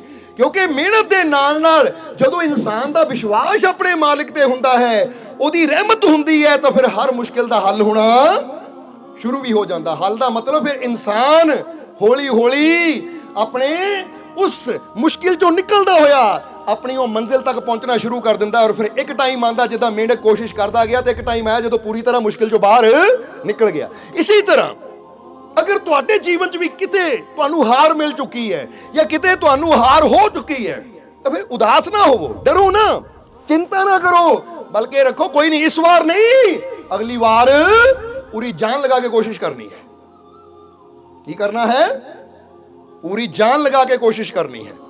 ਇਸ ਲਈ ਕਈ ਵਾਰ ਨਾ ਬੜੇ ਬੜੇ ਜਿਹੜੇ ਲੋਕ ਹੁੰਦੇ ਹੈ, ਜਿਨ੍ਹਾਂ ਨੂੰ ਅੱਜ ਬੰਦਾ ਕਹਿੰਦਾ ਫੇਮਸ ਸਟਾਰ ਹੈ, ਜਾਂ ਫੇਮਸ ਇਹ ਬਿਜ਼ਨਸਮੈਨ ਹੈ, ਜਾਂ ਗੁਰੂ ਰਹਿਬਰ ਸੰਤ ਹੈ, ਕਦੀ ਉਹਨਾਂ ਦੀ ਜ਼ਿੰਦਗੀ ਦੇਖੋ, ਜੇ ਉਸ ਉਚਾਈ ਤੇ ਪਹੁੰਚੇ ਹੈ ਤੇ ਇੱਕ ਰਾਤ ਜਾਂ ਇੱਕ ਦਿਨ 'ਚ ਨਹੀਂ ਪਹੁੰਚ ਗਏ ਉਹ। ਉਹਨਾਂ ਦੇ ਸਾਹਮਣੇ ਵੀ ਬੜੀਆਂ ਮੁਸੀਬਤਾਂ ਆਈਆਂ, ਬੜੀਆਂ ਰੁਕਾਵਟਾਂ ਆਈਆਂ, ਪਰ ਉਹਨਾਂ ਨੇ ਕੀ ਕੀਤਾ? ਰੁਕਾਵਟ ਆਈ ਵੀ ਤਾਂ ਹਾਰ ਮੰਨ ਕੇ ਨਹੀਂ ਬੈਠੇ, ਉਹ ਕੋਸ਼ਿਸ਼ ਕਰਦੇ ਗਏ, ਔਰ ਕੋਸ਼ਿਸ਼ ਕਰਦਿਆਂ ਕਰਦਿਆਂ ਇੱਕ ਦਿਨ ਕਾਮਯਾਬ ਹੋ ਗਏ। ਪਰ ਅੱਜ ਇਨਸਾਨ ਦੇ ਸਾਹਮਣੇ ਇੱਕ ਦੋ ਵਾਰ ਇਨਸਾਨ ਕੋਸ਼ਿਸ਼ ਕਰਦਾ ਹੈ, ਅਸਫਲਤਾ ਆ ਜਾਂਦੀ ਤਾਂ ਬੰਦਾ ਹਿੰਮਤ ਹਾਰ ਕੇ ਹੀ ਬੈਠ ਜਾਂਦਾ ਹੈ। ਤਾਂ ਜੇ ਹਿੰਮਤ ਹਾਰ ਕੇ ਹੀ ਬਹਿ ਗਏ ਤਾਂ ਫਿਰ ਯਾਦ ਰੱਖੋ, ਬੈਠਣ ਵਾਲਿਆਂ ਨੂੰ ਤਾਂ ਮੰਜ਼ਿਲ ਕਦੀ ਮਿਲਦੀ ਨਹੀਂ, ਕਿਉਂਕਿ ਮੰਜ਼ਿਲ ਨੇ ਕਦੀ ਆਪ ਚੱਲ ਕੇ ਸਾਡੇ ਤੱਕ ਨਹੀਂ ਆਣਾ, ਸਾਨੂੰ ਹੀ ਕੋਸ਼ਿਸ਼ ਕਰਕੇ ਮੰਜ਼ਿਲ ਤੱਕ ਪਹੁੰਚਣਾ ਪੈਣਾ ਹੈ। ਇਸ ਲਈ ਜੇ ਜੀਵਨ 'ਚ ਪ੍ਰੋਬਲਮ ਆਵੇ, ਜੀਵਨ 'ਚ ਮੁਸ਼ਕਿਲ ਆਵੇ, ਤਾਂ ਸਭ ਤੋਂ ਪਹਿਲਾਂ ਆਪਣੇ ਮਾਈਂਡ ਨੂੰ ਇਦਾਂ ਸੈੱਟ ਕਰੋ ਕਿ ਕਿਸੇ ਵੀ ਮੁਸ਼ਕਿਲ ਨੂੰ ਦੇਖ ਕੇ, ਠੀਕ ਹੈ, ਇੱਕ ਟਾਈਮ ਰੱਖੋ ਕਿੰਨੇ ਕੁ ਦਿਨ ਰੋਣਾ ਮੈਂ, ਸਮਝਦੇ ਹੋ ਕਿ ਨਹੀਂ? ਫਰਜ਼ ਕਰੋ ਕੋਈ ਮੁਸੀਬਤ ਆ ਗਈ, ਕੋਈ ਨੁਕਸਾਨ ਹੋ ਗਿਆ, ਇੱਕ ਟਾਈਮ ਰੱਖੋ 2 ਦਿਨ ਤੋਂ ਜ਼ਿਆਦਾ ਨਹੀਂ ਮੈਂ ਰੋਣਾ।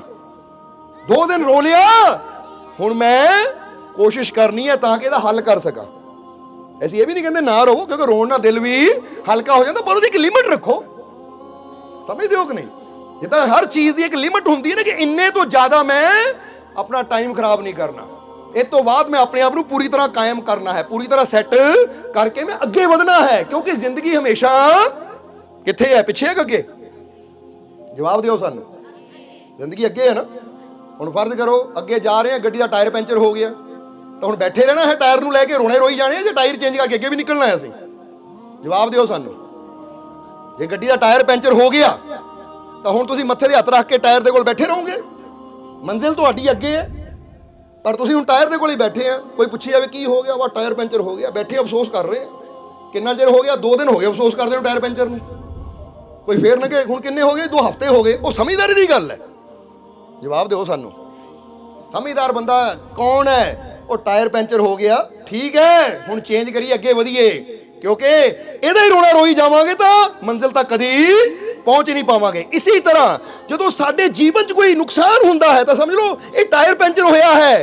ਹੁਣ ਆਪਣੀ ਸੋਚ ਨੂੰ ਇਹ ਨੁਕਸਾਨ ਤੇ ਨਾ ਰੱਖਾਂ, ਆਪਣੀ ਸੋਚ ਰੂਪੀ ਟਾਇਰ ਨੂੰ ਚੇਂਜ ਕਰਾਂ ਤਾਂ ਜ਼ਿੰਦਗੀ ਨੂੰ ਅੱਗੇ ਵਧਾਵਾਂ, ਤਾਂ ਕਿ ਆਪਣੀ ਮੰਜ਼ਿਲ ਤੱਕ ਪਹੁੰਚ ਸਕਾਂ।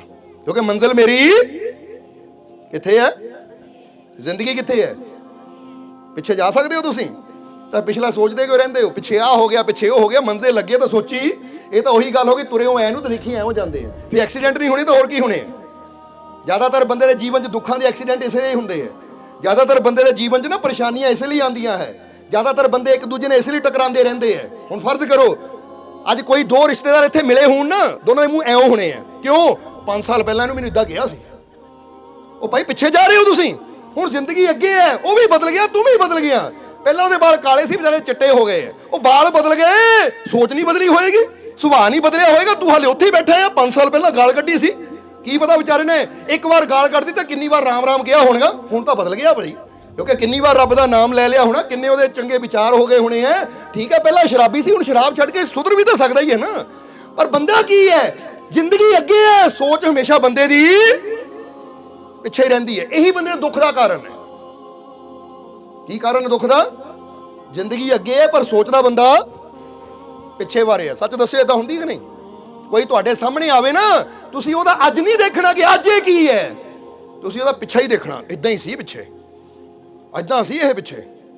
ਹੁਣ ਫਰਜ਼ ਕਰੋ ਇੱਕ ਬੰਦਾ ਸ਼ਰਾਬੀ, ਉਹਨੂੰ 6 ਮਹੀਨੇ ਹੋ ਗਏ ਸ਼ਰਾਬ ਛੱਡੀ ਨੂੰ, ਅੱਜ ਉਹ ਚੰਗੇ ਕੱਪੜੇ ਪਾ ਕੇ ਆ ਕੇ ਬਹਿ ਗਿਆ ਨਾ, ਤੁਹਾਨੂੰ ਗੱਲਾਂ ਕਰਨ ਦਾ ਮੌਕਾ ਮਿਲੇ, ਉਹ ਬੰਦਾ ਜਿਹੜਾ ਨਹੀਂ ਜਾਣਦਾ, ਉਹ ਬੰਦਾ ਦੇ ਕਿੰਨਾ ਸੋਹਣਾ, ਉਹ ਸੋਹਣਾ ਆ 6 ਮਹੀਨੇ ਪਹਿਲਾਂ ਡਿੱਗਿਆ ਹੁੰਦਾ ਸ਼ਰਾਬ ਪੀ ਕੇ, ਇਹ ਸੋਹਣਾ ਕਾਹਦਾ, ਕੀ ਪਤਾ ਕਦੋਂ ਦੁਬਾਰਾ ਪੀਣ ਲੱਗ ਜਾਵੇ। ਫਿਰ ਵੀ ਉਹ ਵਿਚਾਰੇ ਦੀ ਅੱਜ ਦੀ ਅੱਛਾਈ ਨਹੀਂ ਯਾਦ ਕਰਨੀ, ਪਿਛਲੇ ਗੁਨਾਹ ਹੀ ਯਾਦ ਕਰ ਕਰਕੇ ਉਹਨੂੰ ਗੁਨਾਹਗਾਰੀ ਬਣਾ ਕੇ ਰੱਖਣਾ ਹੈ। ਇਸ ਲਈ ਸੋਚ ਨੂੰ ਚੇਂਜ ਕਰੋ। ਹਰ ਪਲ ਜ਼ਿੰਦਗੀ ਬਦਲਦੀ ਹੈ, ਸਮਝਦੇ ਹੋ ਕਿ ਨਹੀਂ?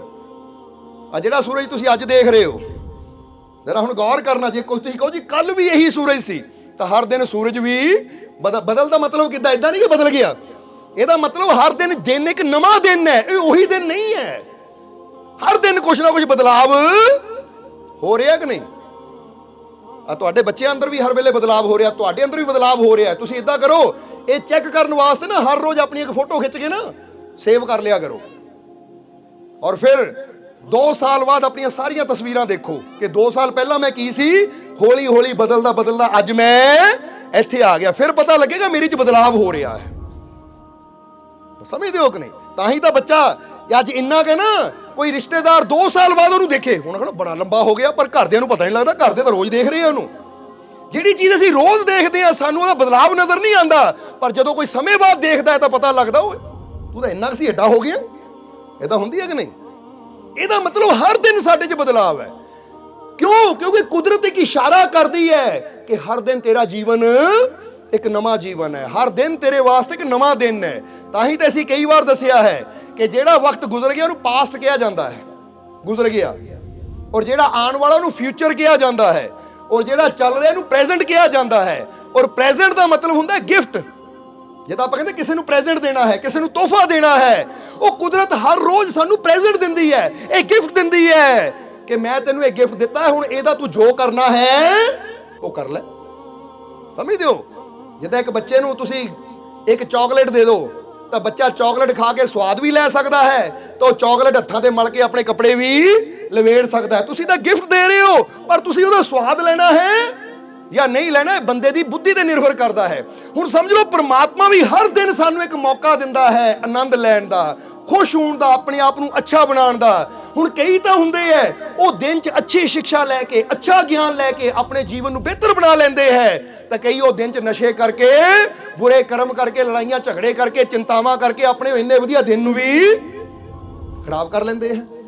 ਫਿਰ ਬੰਦਾ ਕਹਿੰਦਾ ਰੱਬਾ ਮੈਨੂੰ ਖੁਸ਼ੀ ਕਿਉਂ ਨਹੀਂ ਦਿੰਦਾ, ਰੱਬਾ ਮੇਰੇ ਜੀਵਨ 'ਚ ਖੁਸ਼ੀ ਕਿਉਂ ਨਹੀਂ ਹੈ? ਰੱਬ ਕਹਿੰਦਾ ਹਰ ਦਿਨ ਹੀ ਮੈਂ ਤੈਨੂੰ ਖੁਸ਼ੀ ਲੈਣ ਵਾਸਤੇ ਦਿੱਤਾ ਹੈ, ਪਰ ਖੁਸ਼ੀ ਤੇਰੇ ਚਾਣ ਨਾਲ ਨਹੀਂ ਮਿਲਣੀ, ਖੁਸ਼ੀ ਤੇਰੇ ਅੱਛੇ ਕਰਮ ਕਰਨ ਨਾਲ ਮਿਲਣੀ ਹੈ। ਸਮਝਦੇ ਹੋ ਕਿ ਨਹੀਂ? ਤਾਂ ਹੀ ਅਸੀਂ ਇੱਕ ਸ਼ੇਰ ਕਹੀਦਾ ਹੈ ਕਿ ਕੱਲ का दिन किसने देखा है, आज का दिन भी खोए क्यों, और जिन घड़ियों में हंस सकते हैं उन घड़ियों में रोए क्यों। अगर ਅਸੀਂ ਹੱਸ ਸਕਦੇ ਹਾਂ, ਹੁਣ ਹੱਸ ਸਕਦੇ ਹੋ ਕਿ ਨਹੀਂ? ਹੱਸ ਕੇ ਦਿਖਾਓ ਫਿਰ ਜ਼ਰਾ। ਤਾਂ ਹੁਣ ਤੁਸੀਂ ਰੋ ਵੀ ਸਕਦੇ ਆ। ਹੁਣ ਕਈ ਕਹਿਣਗੇ ਮੈਂ ਕਿਉਂ ਹੱਸਾਂ, ਮੇਰੇ ਤਾਂ ਗੋਡੇ ਦੁਖਦੇ ਆ, ਮੇਰੇ ਤਾਂ ਪੇਟ 'ਚ ਦਰਦ ਆ, ਮੇਰੇ ਨਿਆਣੇ ਕਹਿਣਾ ਨਹੀਂ ਮੰਨਦੇ, ਮੈਂ ਕਿਉਂ ਹੱਸਾਂ। ਹੁਣ ਹੱਸਣ ਦਾ ਜਿਹੜਾ ਮੌਕਾ ਹੈ ਨਾ ਖੁਸ਼ੀ ਦਾ, ਉਹ ਵੀ ਬੰਦਾ ਇਹਨਾਂ ਸੋਚਾਂ ਨਾਲ ਹੀ ਗਵਾ ਦਿੰਦਾ ਹੈ। ਪਰ ਇਹ ਬੰਦਾ ਭੁੱਲ ਜਾਂਦਾ ਜੇ ਮੈਂ ਅੱਜ ਖੁਸ਼ ਹੋ ਜਾਵਾਂ ਤਾਂ ਫਿਰ ਗੱਲ ਕਵਾਂਗੇ ਕਿ ਜਿਹੜਾ ਇਨਸਾਨ ਖੁਸ਼ ਰਹਿਣਾ ਸਿੱਖ ਲੈਂਦਾ ਨਾ, ਉਹਦੇ ਜੀਵਨ 'ਚ ਖੁਸ਼ੀਆਂ ਆਣੀਆਂ ਸ਼ੁਰੂ ਹੋ ਜਾਂਦੀਆਂ ਹੈ। ਤਾਂ ਜਿਹੜਾ ਹਰ ਵੇਲੇ ਰੋਂਦਾ ਹੀ ਰਹਿੰਦਾ ਹੈ, ਹਰ ਵੇਲੇ ਹਾਏ ਹਾਏ ਕਰਦਾ ਰਹਿੰਦਾ ਹੈ, ਉਹਦੇ ਜੀਵਨ 'ਚ ਖੁਸ਼ੀ ਕਦੀ ਆਉਂਦੀ ਨਹੀਂ, ਉਹਦੇ ਜੀਵਨ 'ਚ ਦੁੱਖ ਵੀ ਨਹੀਂ। ਤਾਂ ਸੱਚ ਦੱਸਿਓ, ਖੁਸ਼ ਰਹਿਣ ਵਾਲਾ ਬੰਦਾ ਬਿਮਾਰ ਵੀ ਘੱਟ ਹੁੰਦਾ ਕਿ ਨਹੀਂ? ਤਾਂ ਕਈ ਇਦਾਂ ਦੇ ਹੁੰਦੇ ਹਰ ਵੇਲੇ ਸਿਰ ਜਿਹਾ ਬੰਨ ਕੇ ਰੱਖਦੇ, ਬਸ ਮੇਰਾ ਆਹ ਦੁਖਦਾ, ਮੇਰਾ ਉਹ ਦੁਖਦਾ। ਉਹ ਥੋੜੇ ਦਿਨਾਂ ਬਾਅਦ ਤਾਂ ਆਂਡੀਆਂ ਗੁਆਂਢੀਆਂ ਨੂੰ, ਘਰਦਿਆਂ ਨੂੰ ਵੀ ਲੱਗਣ ਲੱਗ ਪੈਂਦਾ ਇੰਨਾ ਬਿਮਾਰ, ਇਹ ਤਾਂ ਡਰਾਮੇ ਤਾਂ ਨਹੀਂ ਕਰਦਾ ਕਿਤੇ, ਇਹ ਕਿਤੇ ਨਾਟਕੀ ਤਾਂ ਨਹੀਂ ਕਰਦਾ, ਨਹੀਂ ਤਾਂ ਇੰਨੀ ਬਿਮਾਰੀ ਕਿੱਥੋਂ? ਕਿਉਂਕਿ ਹਾਏ ਹਾਏ ਕਰਨ ਵਾਲੇ ਦੇ ਮਗਰ ਬਿਮਾਰੀ ਏਦਾਂ ਚਿਪਕ ਜਾਂਦੀ ਹੈ। ਜਿੱਦਾਂ ਕਹਿੰਦੇ ਬੰਦੇ ਮਗਰ ਪਰਛਾਈ ਚੱਲਦੀ ਹੈ, ਤਾਂ ਜਿਹੜਾ ਹਾ ਕਰਦਾ, ਖੁਸ਼ ਰਹਿੰਦਾ ਹੈ, ਬਿਮਾਰੀਆਂ ਦੌੜ ਜਾਂਦੀਆਂ। ਉਹ ਬਿਮਾਰੀ ਕਹਿੰਦੀ ਇੱਥੇ ਕੋਈ ਅਸਰ ਨਹੀਂ ਹੋਣਾ, ਮਿਹਨਤ ਕਰਨੀ ਵਿਅਰਥ ਹੈ, ਕਿਉਂਕਿ ਇਹ ਤਾਂ ਖੁਸ਼ ਰਹਿਣ ਵਾਲਾ ਬੰਦਾ ਭਾਈ, ਇਹਨੂੰ ਅਸੀਂ ਢਾ ਸਕਦੇ ਨਹੀਂ ਹੈ। ਫਿਰ ਕਹਾਂਗੇ ਕਿ ਦੁਨੀਆ ਹਮੇਸ਼ਾ ਕਮਜ਼ੋਰ ਨੂੰ ਪਕੜਦੀ ਹੈ, ਦਬੋਚਦੀ ਹੈ। ਬੋਲੋ ਸਹੀ ਹੈ ਕਿ ਨਹੀਂ? ਇਹ ਸੋਚ ਕੇ ਦੇਖੋ, ਤੁਸੀਂ ਆਪਣੀ ਗੱਡੀ ਜਾਂ ਮੋਟਰਸਾਈਕਲ ਤੇ ਜਾ ਰਹੇ ਹੋ, ਅਗਰ ਅੱਗੇੋਂ ਇੱਕ ਮੋਟਰਸਾਈਕਲ ਆ ਰਿਹਾ, ਟੱਕਰ ਹੋ ਗਈ, ਅਗਰ ਤਾਂ ਸੁਕੜੂ ਜਿਹਾ ਬੰਦਾ ਅੱਗੇ ਗਰੀਬ ਜਿਹਾ ਹੈ ਤਾਂ ਤੁਸੀਂ ਫੜ ਲੈਣ, ਹਾਂ ਤੇਰੀ ਹਿੰਮਤ ਕਿੱਦਾਂ ਹੋਈ, ਤਾਂ ਜੇ ਅੱਗੇ ਕੋਈ ਪਹਿਲਵਾਨ ਹੈ, ਬੋਡੀ ਬਿਲਡਰ ਹੈ, ਹਾਂਜੀ ਭਾਜੀ ਗਲਤੀ ਹੋ ਗਈ, ਸਮਝਦੇ ਹੋ? ਕਿਉਂਕਿ ਅਗਲਾ ਤਾਕਤਵਰ ਹੈ, ਪਤਾ ਇਹਦੇ ਨਾਲ ਟਕਰਾਵਾਂਗੇ ਤੇ ਮੈਨੂੰ ਹੀ ਦਬਾ ਲੈਣਾ ਹੈ, ਪਰ ਇਹਨੂੰ ਮੈਂ ਦਬਾ ਸਕਦਾ ਆ, ਇਹਦੀ ਮੈਂ ਧੌਣ ਫੜ ਸਕਦਾ, ਕਮਜ਼ੋਰ ਹੈ ਇਹ।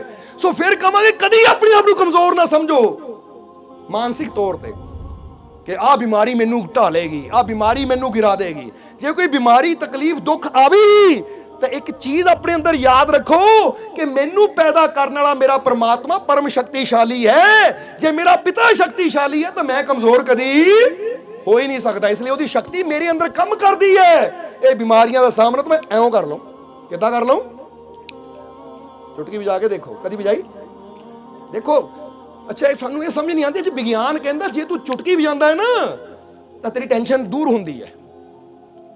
ਇਹ ਖੋਜ ਹੈ ਵਿਗਿਆਨ ਦੀ, ਸਾਇੰਸ ਦੀ। ਔਰ ਕਹਿੰਦੇ ਜਦੋਂ ਤਾੜੀ ਵਜਾਉਂਦਾ ਨਾ, ਆ ਤੇਰੇ ਹੱਥਾਂ ਦੀਆਂ ਆ ਜਿਹੜੀਆਂ ਹਥੇਲੀਆਂ ਹੈ, ਤੇਰੀ ਬੋਡੀ 'ਚ ਮੇਨ 72,000 ਨਾੜੀਆਂ ਹੈ। ਯੋਗ ਜਰਾ ਗੌਰ ਕਰੋ, ਯੋਗੀ ਕਹਿੰਦੇ ਆ ਇਹ, ਔਰ ਸਾਇੰਸ ਨੇ ਵੀ ਸਾਬਿਤ ਕੀਤਾ ਹੈ 72,000 ਨਾੜੀਆਂ ਤੇਰੀ ਬੋਡੀ 'ਚ ਮੇਨ ਹੈ। ਉਦਾਂ ਤਾਂ ਲੱਖਾਂ ਹੀ ਆ ਛੋਟੀ ਛੋਟੀਆਂ, ਪਰ ਮੇਨ। ਔਰ ਇਹ 72,000 ਨਾੜੀਆਂ ਦੇ ਐਕੋ ਪ੍ਰੈਸ਼ਰ ਪੁਆਇੰਟ ਤੇਰੇ ਪੈਰਾਂ ਦੀਆਂ ਤਲੀਆਂ ਔਰ ਹੱਥਾਂ ਦੀਆਂ ਹਥੇਲੀਆਂ ਵਿੱਚ ਹੈ। ਤਾਂ ਹੀ ਤਾਂ ਤੁਸੀਂ ਦੇਖੋਗੇ ਪੁਆਇੰਟ ਦਬਾ ਕੇ ਕਈ ਦੁੱਖ ਦੂਰ ਕਰਦੇ ਆ। ਔਰ ਦੱਸਿਆ ਜਾਂਦਾ ਹੈ ਕਿ ਅਗਰ ਤੂੰ 5 ਮਿੰਟ ਤਾੜੀ ਵਜਾ ਲੈਂਦਾ ਨਾ ਤਾਂ ਤਾੜੀ ਵਜਾਉਣ ਨਾਲ ਇਹ ਤੇਰੀਆਂ 72,000 ਨਾੜੀਆਂ ਐਕਟਿਵ ਹੋ ਜਾਂਦੀਆਂ ਹੈ, ਜਾਗ ਜਾਂਦੀਆਂ ਹੈ, ਔਰ ਤੇਰੀ ਬੋਡੀ ਨੂੰ ਇੱਕ એનર્ਜੀ ਮਿਲਦੀ ਹੈ ਜਿੰਨਾਂ ਕਈ ਬਿਮਾਰੀਆਂ ਦੂਰ ਹੋ ਜਾਂਦੀਆਂ। ਤਾਂ ਜੇ ਬੰਦੇ ਨੇ ਉਹ ਤਾੜੀ ਵਜਾ ਲੈ, ਲੋਕੀ ਕੀ ਕਹਿਣਗੇ, ਤੂੰ ਕਿਉਂ ਤਾੜੀਆਂ ਵਜਾਉਂਦਾ ਹੈ?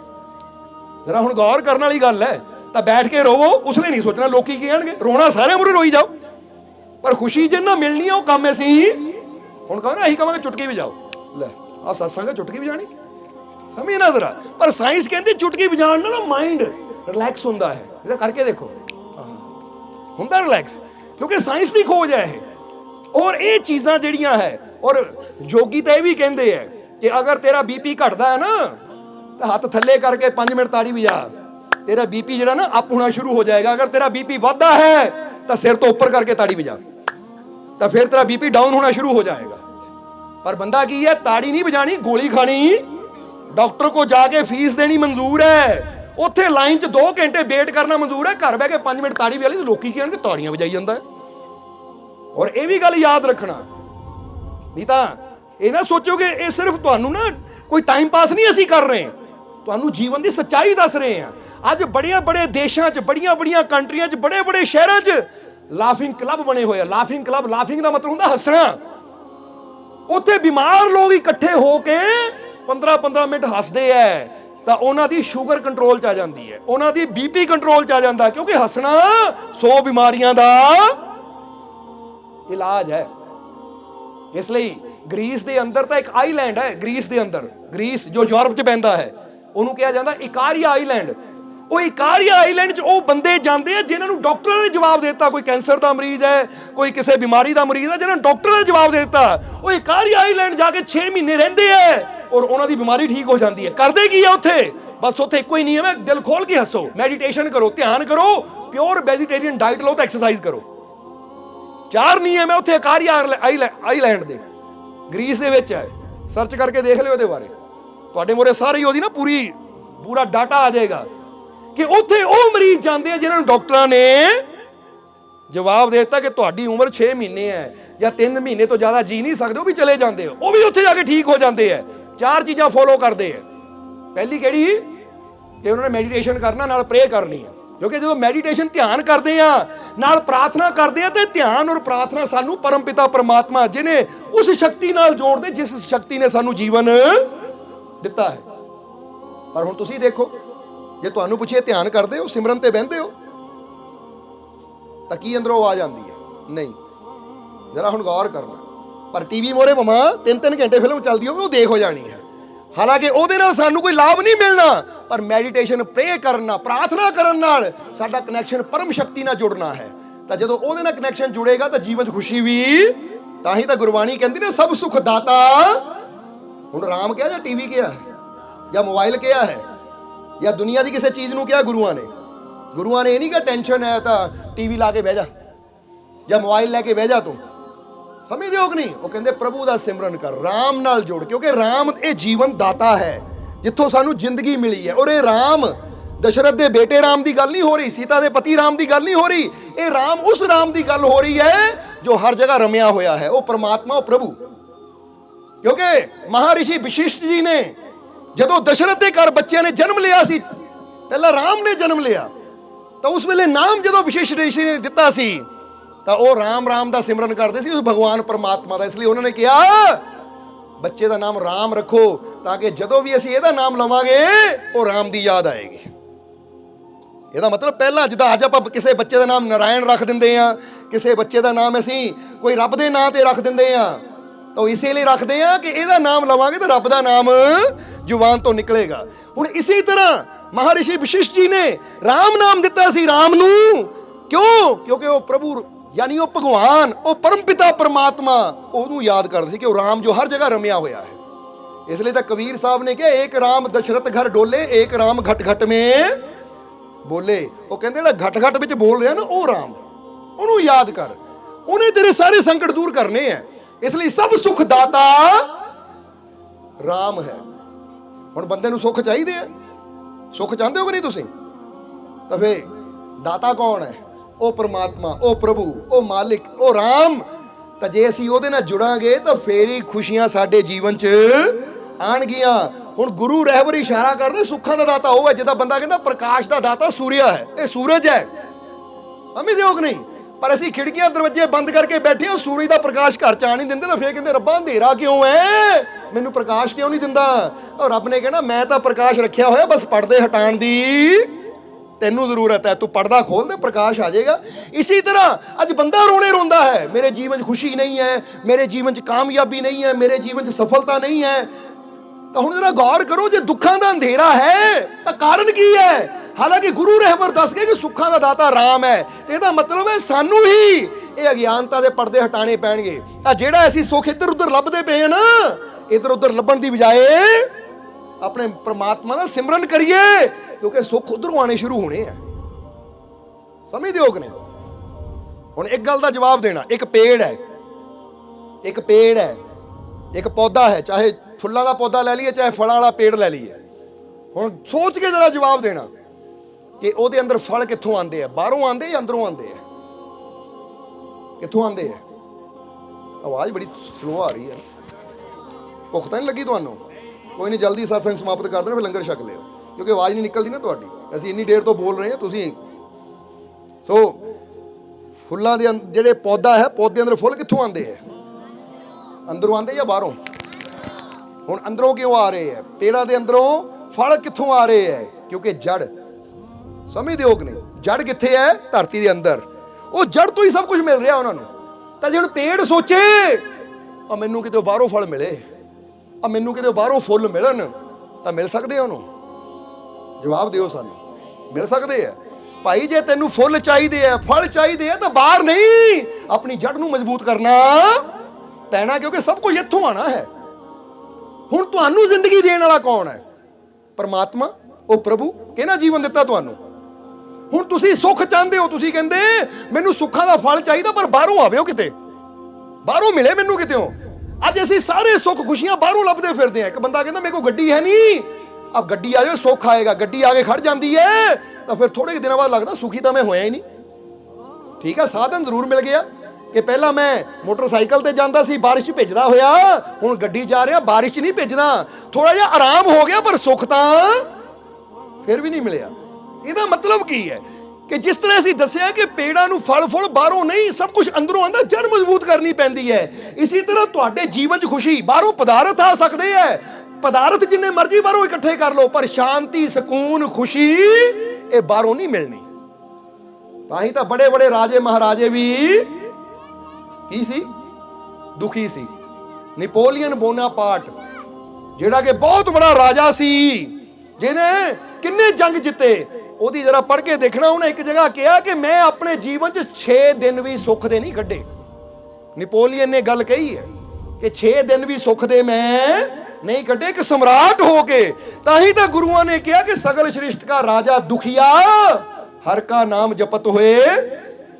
ਸੋ ਫਿਰ ਤੁਹਾਨੂੰ ਕਵਾਂਗੇ कि ठीक है जीवन च पदार्थ होना जरूरी है, चंगा कपड़ा होना जरूरी है, चंगे साधन होने जरूरी है, कोशिश करो, पर जे मैनू शांति चाहिए है, सुकून चाहिए, खुशी चाहिए है, वो मैनू बाहरों पदार्थों चों नहीं मिलनी, वो तो मैनू अपने अंदर जिस जड़ तो मैं पैदा होया अपने परमात्मा तो प्रभु तो ਉਹਦੇ ਨਾਲ मैनू जुड़ना पएगा, क्योंकि खुशियां दे फल फुल अंदरों बाहर आने हैं, वो बाहरों नहीं लगने किते। जे पेड़ ते बाहरों फल लिया के लाता जाए तो मतलब फल झूठा है, समझदे हो कि नहीं?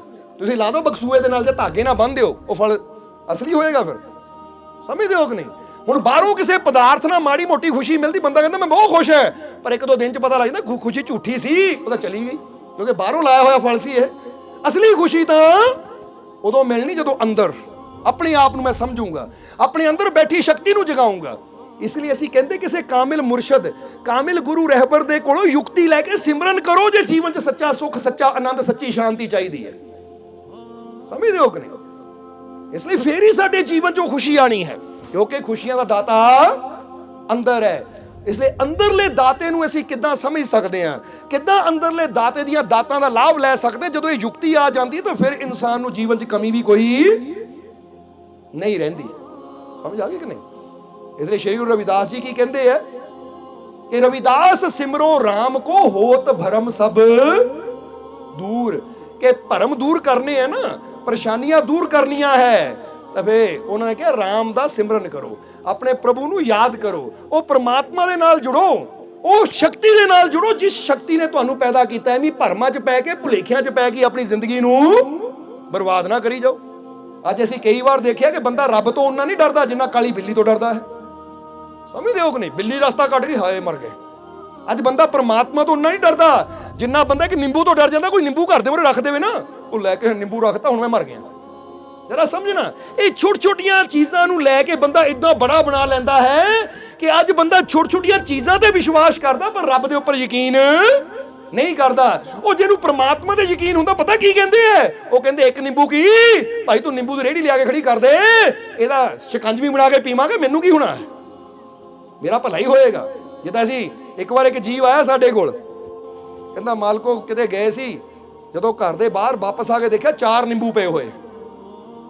ਕਹਿੰਦਾ ਘਰ ਵਾਲੀ ਬੜੀ ਡਰੀ ਹੋਈ ਹੈ। ਉਹ ਕਹਿੰਦਾ ਡਰਨ ਦੀ ਲੋੜ ਕੀ ਹੈ, ਚੱਕੋ ਸ਼ਿਕੰਜਵੀ ਬਣਾ ਕੇ ਪੀਓ, ਔਰ ਉੱਥੇ ਲਿਖ ਕੇ ਲਾ ਦਿਓ ਭਾਈ ਅਗਲੀ ਵਾਰ ਨੂੰ ਕੱਲੇ ਨਿੰਬੂ ਨਾ ਰੱਖੋ, ਨਾਲ ਥੋੜੀ ਖੰਡ ਵੀ ਰੱਖ ਦਿਆ ਕਰੋ, ਨਮਕ ਵੀ ਰੱਖ ਦਿਆ ਕਰੋ, ਕਿਉਂਕਿ ਜੇ ਰੱਖਣਾ ਸ਼ਿਕੰਜਵੀ ਦਾ ਪੂਰਾ ਸਮਾਨ ਰੱਖੋ।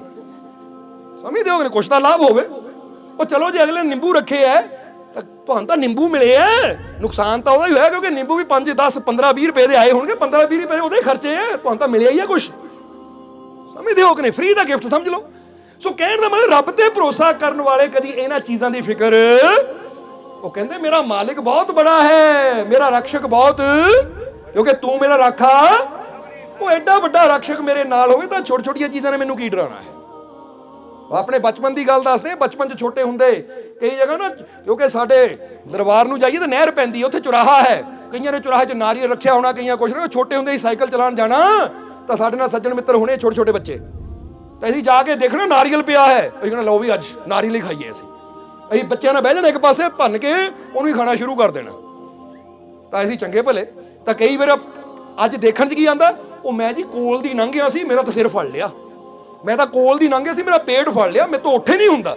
ਉਹ ਕੋਈ ਕਿਸੇ ਨੇ ਕੁਝ ਨਹੀਂ ਫੜਿਆ, ਬਸ ਇਹ ਤੁਹਾਡੀ ਸੋਚ ਹੈ, ਕਿਉਂਕਿ ਡਰ ਹੈ। ਤਾਂ ਹੀ ਤਾਂ ਅਸੀਂ ਕਹਿੰਦੇ ਜੋ ਡਰ ਗਿਆ ਸਮਝੋ ਇਹ ਡਰ ਹੀ ਬੰਦੇ ਦੀ ਜਾਨ ਲੈਂਦਾ ਹੈ। ਤਾਂ ਜੇ ਬੰਦਾ ਇੱਥੋਂ ਵਿਸ਼ਵਾਸ ਨਾ ਭਰਿਆ ਹੋਵੇ ਤਾਂ ਕੋਈ ਚੀਜ਼ ਬੰਦੇ ਦਾ ਕੁਝ ਵਿਗਾੜ ਸਕਦੀ ਨਹੀਂ, ਕਿਉਂਕਿ ਸਭ ਤੋਂ ਬੜੀ ਸ਼ਕਤੀ ਤਾਂ ਬੰਦੇ ਦੇ ਅੰਦਰ ਆਪ ਬੈਠੀ ਹੈ। ਕਿਹੜੀ ਸ਼ਕਤੀ? ਉਹ ਸਾਡਾ ਜਨਮਦਾਤਾ ਪਰਮਾਤਮਾ। ਸਮਝਦੇ ਹੋ ਕਿ ਨਹੀਂ? ਹੁਣ ਤੁਹਾਨੂੰ ਨਹੀਂ ਕਹਿੰਦੇ ਕਿ ਤੁਸੀਂ ਤਾਂ ਨਾਰੀਅਲ ਚੱਕ ਕੇ ਖਾਓ, ਕਿਉਂਕਿ ਦੇਖ ਕੇ, ਕਿਉਂਕਿ ਕਈ ਗਲੇ ਸੜੇ ਵੀ ਹੁੰਦੇ ਆ, ਇਸ ਕਰਕੇ ਬਾਅਦ ਚੋਂ ਗਲਿਆ ਸੜਿਆ ਖਾ ਕੇ ਨਾ ਮਾਲਕੋ ਤੁਸੀਂ ਤਾਂ ਕਹਿੰਦੇ ਇਹੀ ਖਾਧਾ, ਕੁਛ ਨਹੀਂ ਹੋਇਆ, ਇਹੀ ਤਾਂ ਖਾਧਾ, ਬਿਮਾਰ ਹੋ ਗਏ। ਹੁਣ ਸੜੀ ਚੀਜ਼ ਖਾਵਾਂਗੇ ਤਾਂ ਬਿਮਾਰ ਹੀ ਹੋਣਾ।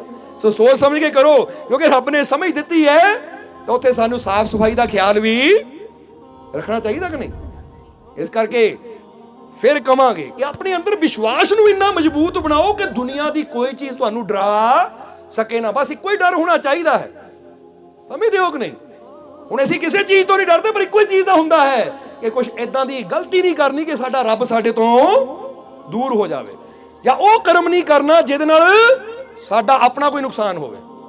ਆਪਣਾ ਮਤਲਬ ਕਿ ਕੋਈ ਗਲਤ ਚੀਜ਼ ਨਹੀਂ ਖਾਣੀ, ਕੋਈ ਗਲਤ ਕਰਮ ਨਹੀਂ ਕਰਨਾ, ਕਿਸੇ ਉਹ ਚੀਜ਼ ਨਹੀਂ ਕਰਨੀ ਜਿਹਨਾਂ ਲੱਗੇ ਕਿ ਮੈਂ ਕੁਝ ਗਲਤ ਕੀਤਾ, ਬਲਕਿ ਉਹ ਕਰਨਾ ਰੋਜ਼ ਕਿ ਆਪਣੇ ਆਪ ਨੂੰ ਕਹਿ ਸਕੀਏ ਕਿ ਹਰ ਦਿਨ ਮੈਂ ਬਿਹਤਰ ਹੋਰ ਬਿਹਤਰ ਹੁੰਦਾ ਜਾ ਰਿਹਾ, ਕੱਲ ਨਾਲੋਂ ਮੈਂ ਕੁਝ ਅੱਜ ਅੱਛਾ ਕੀਤਾ ਹੈ। ਕਿਉਂਕਿ ਜਦੋਂ ਅਸੀਂ ਇਸ ਅੱਛਾਈ ਤੇ ਧਿਆਨ ਦਿੰਦੇ ਨਾ ਕਿ ਆਪਣੇ ਆਪ ਨੂੰ ਅੱਛਾ ਕਰਨਾ, ਤਾਂ ਹੀ ਤਾਂ ਅਸੀਂ ਇੱਕ ਗੱਲ ਕਵਾਂਗੇ कि दूसरों के दोष ढूंढकर तुम कभी कामयाब नहीं हो सकते, इसलिए खुद के दोष ढूंढकर उन्हें खत्म करो, तभी तुम्हें सफलता मिलेगी। कि ਜਦੋਂ ਤੱਕ ਅਸੀਂ ਦੂਜਿਆਂ ਦੇ ਦੋਸ਼ ਹੀ ਲੱਭਦੇ ਰਵਾਂਗੇ ਨਾ, ਤਾਂ ਦੂਜਿਆਂ ਦੇ ਦੋਸ਼ ਲੱਭਣ ਨਾਲ ਸਾਡਾ ਕੁਝ ਭਲਾ ਨਹੀਂ ਹੋਣਾ, ਸਾਨੂੰ ਕਾਮਯਾਬੀ ਨਹੀਂ ਮਿਲਣੀ, ਸਾਡਾ ਟਾਈਮ ਖਰਾਬ ਹੋਣਾ ਹੈ। ਪਰ ਜਦੋਂ ਅਸੀਂ ਆਪਣੇ ਦੋਸ਼ ਲੱਭ ਕੇ ਉਹਨਾਂ 'ਚ ਸੁਧਾਰ ਕਰਾਂਗੇ, ਉਹਨਾਂ ਨੂੰ ਖਤਮ ਕਰਾਂਗੇ, ਤਾਂ ਫਿਰ ਸਾਨੂੰ ਸਫਲਤਾ ਜ਼ਰੂਰ ਮਿਲੇਗੀ। ਕਿਉਂਕਿ ਦੋਸ਼ ਦਾ ਮਤਲਬ ਆ ਮੇਰੇ ਅੰਦਰ ਕਮੀਆਂ ਹੈ, ਮੈਂ ਤਲਾਸ਼ ਕੀਤੀਆਂ, ਖਤਮ ਕੀਤੀਆਂ ਤਾਂ ਹੋਰ ਬਿਹਤਰ। ਹੁਣ ਸਮਝ ਲਓ ਕਿ ਇੱਕ ਸੋਨੇ ਦਾ ਗਹਿਣਾ ਹੈ, ਉਹਦੇ ਅੰਦਰ ਮਿਲਾਵਟ ਹੈ। ਹੁਣ ਅਗਰ ਸੁਨਿਆਰਾ ਜਾਂ ਜੋਰੀ ਉਹਦੇ ਅੰਦਰਲੀ ਮਿਲਾਵਟ ਨੂੰ ਦੇਖ ਕੇ ਉਹਨੂੰ ਦੂਰ ਕਰਦਾ ਜਾਏਗਾ, ਇੱਕ ਇੱਕ ਕਰਕੇ ਜਦੋਂ ਉਹਦੀ ਮਿਲਾਵਟ, ਉਹ ਕਮੀ ਦੂਰ ਹੁੰਦੀ ਜਾਏਗੀ, ਤਾਂ ਫਿਰ ਸੋਨਾ ਕੀ ਬਣੇਗਾ? ਜਿੰਨੀ ਮਿਲਾਵਟ ਦੂਰ ਹੋਏਗੀ, ਸੋਨਾ ਸ਼ੁੱਧ ਹੁੰਦਾ ਚਲਾ ਜਾਏਗਾ। ਔਰ ਇੱਕ ਦਿਨ ਆਏਗਾ ਜਦੋਂ ਜਿਹੜਾ ਮਿਲਾਵਟੀ ਸੋਨਾ ਸੀ, ਉਹ ਸੁਨਾਰ ਕਹੇਗਾ ਲੈ ਵੀ ਖੋਟ ਦੂਰ ਹੋ ਗਿਆ, ਹੁਣ ਇਹ 24 ਕੈਰਟ ਦਾ ਹੈ, 24 ਕੈਰਟ ਦਾ ਸ਼ੁੱਧ ਸੋਨਾ ਹੈ। ਫਾਇਦਾ ਕਿਹਨੂੰ ਹੋਇਆ? ਸੋਨੇ ਨੂੰ ਹੋਇਆ ਕਿ ਨਹੀਂ? ਕਿ ਉਹਦੀ ਕਮੀ ਦੂਰ ਹੋ ਗਈ, ਹੋਰ ਸ਼ੁੱਧ ਹੋ ਗਿਆ। ਤਾਂ ਜੇ ਉਹ ਸੋਨੇ ਦਾ ਟੁਕੜਾ ਬੈਠਾ ਬੈਠਾ ਦੂਜੇ ਦੀ ਕਮੀ ਲੱਭੀ ਜਾਵੇ, ਉਹਦੇ ਅੰਦਰ ਆਹ ਖੋਟ, ਉਹਦੇ ਅੰਦਰ ਆਹ ਖੋਟ, ਤਾਂ ਭਾਈ ਉਹਦਾ ਖੋਟ ਲੱਭਣ ਨਾਲ ਤੇਰਾ ਖੋਟ ਦੂਰ ਨਹੀਂ ਹੋਣਾ, ਤੂੰ ਫਿਰ ਵੀ 18 ਹੀ ਰਹਿਣਾ ਹੈ। ਜੇ ਤੂੰ 18 ਤੋਂ 24 ਹੋਣਾ ਹੈ, ਤਾਂ ਆਪਣੇ ਅੰਦਰ ਦੇਖ ਮੇਰੇ 'ਚ ਕਿਹੜਾ ਖੋਟ ਹੈ। ਸਮਝ ਆ ਰਹੀ ਕਿ ਨਹੀਂ? ਇਸ ਕਰਕੇ ਆਪਣੇ ਦੋਸ਼ ਲੱਭਾਂਗੇ, ਆਪਣੇ ਦੋਸ਼ਾਂ ਨੂੰ ਦੇਖ ਕੇ ਸੁਧਾਰ ਕਰਾਂਗੇ, ਆਪਣੀਆਂ ਕਮੀਆਂ ਨੂੰ ਦੂਰ ਕਰਾਂਗੇ, ਤਾਂ ਸਾਨੂੰ ਫਾਇਦਾ ਜ਼ਰੂਰ ਹੋਏਗਾ। ਪਰ ਅੱਜ ਸੱਚ ਦੱਸਿਓ, ਆਪਣੀਆਂ ਕਮੀਆਂ ਦੇਖਦਾ ਕੌਣ? ਆਪਣੀਆਂ ਕਮੀਆਂ ਤੇ ਬੰਦਾ ਪੜਦਾ ਮੇਰੇ 'ਚ ਤਾਂ ਕਮੀ ਹੈ ਹੀ ਨਹੀਂ। ਜੇ ਕੋਈ ਗਾਲਾਂ ਕੱਢਣ ਵਾਲਾ ਕਹਿ ਦੋ ਤੂੰ ਗਾਲ ਕੱਢਦਾ, ਲੈ ਮੈਂ ਕਿੱਥੇ ਗਾਲ ਕੱਢਦਾ, ਮੇਰੀ ਜ਼ੁਬਾਨ ਤੇ ਰਾਮ ਨਾਮ ਹੁੰਦਾ ਹੈ। ਜਰਾ ਸਮਝ ਲੈਣਾ। ਜੇ ਕਿਸੇ ਨੂੰ ਕਹੇ ਤੈਨੂੰ ਗੁੱਸਾ ਬੜਾ ਆਉਂਦਾ, ਲੈ ਮੈਨੂੰ ਮੈਂ ਤਾਂ ਸ਼ਾਂਤ ਰਹਿਣ ਵਾਲਾ ਬੰਦਾ, ਮੈਨੂੰ ਤਾਂ ਗੁੱਸਾ ਆਉਂਦਾ ਹੀ ਨਹੀਂ, ਗੁੱਸਾ ਤਾਂ ਉਹ ਕਰਦਾ ਹੈ। ਹੁਣ ਜੇ ਬੰਦਾ ਆਪਣੇ ਕਮੀਆਂ ਤੇ ਪਰਦਾ ਪਾਈ ਜਾਏਗਾ, ਤਾਂ ਫਿਰ ਉਹਦਾ ਸੁਧਾਰ ਕਦੀ ਹੋ ਹੀ ਨਹੀਂ ਸਕਦਾ। ਇਸ ਲਈ ਸਭ ਤੋਂ ਪਹਿਲਾਂ ਸਾਨੂੰ ਕੀ ਕਰਨਾ ਪਏਗਾ? ਅਗਰ ਮੇਰੇ ਅੰਦਰ ਕਮੀ ਹੈ ਤਾਂ ਉਹਨੂੰ ਐਕਸੈਪਟ ਕਰਨਾ ਪਏਗਾ ਕਿ ਹਾਂ ਮੇਰੇ ਅੰਦਰ ਕਮੀ ਹੈ, ਔਰ ਮੈਂ ਇਹਦਾ ਸੁਧਾਰ ਕਰਨ ਦੀ ਕਸਮ ਖਾਂਦਾ, ਜਾਂ ਮੈਂ ਆਪਣੇ ਆਪ ਨਾਲ ਸੰਕਲਪ ਲੈਂਦਾ ਹਾਂ ਕਿ ਮੇਰੇ ਅੰਦਰ ਇੱਕ ਕਮੀ ਹੈ, ਤਾਂ ਮੈਂ ਇਹਦਾ ਸੁਧਾਰ ਜ਼ਰੂਰ ਕਰਨਾ ਹੈ। ਸਮਝਦੇ ਹੋ ਕਿ ਨਹੀਂ? ਜਿਸ ਤਰ੍ਹਾਂ ਕਹਿੰਦੇ ਨੇ, ਇੱਕ ਫਕੀਰ ਦੇ ਕੋਲ ਇੱਕ ਰਾਜਾ ਗਿਆ, ਕਹਿੰਦਾ ਮਹਾਰਾਜ ਮੈਨੂੰ ਪਰਮਾਤਮਾ, ਉਹ ਭਗਵਾਨ ਦਾ ਦਰਸ਼ਨ ਕਰਾਓ। ਤਾਂ ਫਕੀਰ ਕਹਿੰਦੇ ਭਗਵਾਨ ਦਾ ਦਰਸ਼ਨ ਕਰਨ ਵਾਸਤੇ ਰਾਜਾ ਕੁਝ ਨਿਯਮ ਮੰਨਣੇ ਪੈਣੇ ਆ ਤੈਨੂੰ। ਪਹਿਲਾਂ ਉਹ ਨਿਯਮ ਮੰਨੇਗਾ ਤਾਂ ਫੇਰ ਹੀ ਤੈਨੂੰ ਭਗਵਾਨ ਦਾ ਦਰਸ਼ਨ ਹੋ ਸਕਦਾ ਹੈ। ਤਾਂ ਰਾਜੇ ਨੇ ਕਿਹਾ ਜੀ ਜੋ ਨਿਯਮ ਕਹੋਗੇ ਮੰਨਣ ਨੂੰ ਤਿਆਰ ਹਾਂ, ਜੋ ਨਿਯਮ ਕਹੋਗੇ ਮੈਂ ਮੰਨਣ ਨੂੰ ਤਿਆਰ ਹਾਂ, ਪਰ ਭਗਵਾਨ ਦਾ ਦਰਸ਼ਨ ਹੋ ਜਾਵੇ, ਭਗਵਾਨ ਨਾਲ ਮੁਲਾਕਾਤ ਹੋ ਜਾਵੇ, ਜੋ ਨਿਯਮ ਕਹੋਗੇ ਮੰਨਣ ਨੂੰ ਤਿਆਰ ਹਾਂ। ਫਕੀਰ ਕਹਿੰਦੇ ਇਕੱਠੇ ਨਿਯਮ ਨਹੀਂ ਦੱਸਣੇ, ਇੱਕ ਇੱਕ ਕਰਕੇ ਨਿਯਮ ਦੱਸਾਂਗੇ। ਉਹ ਇੱਕ ਇੱਕ ਕਰਕੇ ਨਿਯਮ ਦੱਸਾਂਗੇ, ਮੰਨਦਾ ਜਾਏਗਾ ਤਾਂ ਹੌਲੀ ਹੌਲੀ ਤੂੰ ਸ਼ੁੱਧ ਹੁੰਦਾ ਚਲਾ ਜਾਏਗਾ, ਤੇ ਇੱਕ ਦਿਨ ਆਏਗਾ ਜਦੋਂ ਭਗਵਾਨ ਦਾ ਦਰਸ਼ਨ ਵੀ ਹੋ ਜਾਏਗਾ। ਰਾਜਾ ਕਹਿੰਦਾ ਜੀ ਠੀਕ ਹੈ ਮੈਂ ਹਰ ਨਿਯਮ ਮੰਨਣ ਨੂੰ ਤਿਆਰ ਹਾਂ, ਦੱਸੋ ਪਹਿਲਾ ਨਿਯਮ ਕਿਹੜਾ ਹੈ?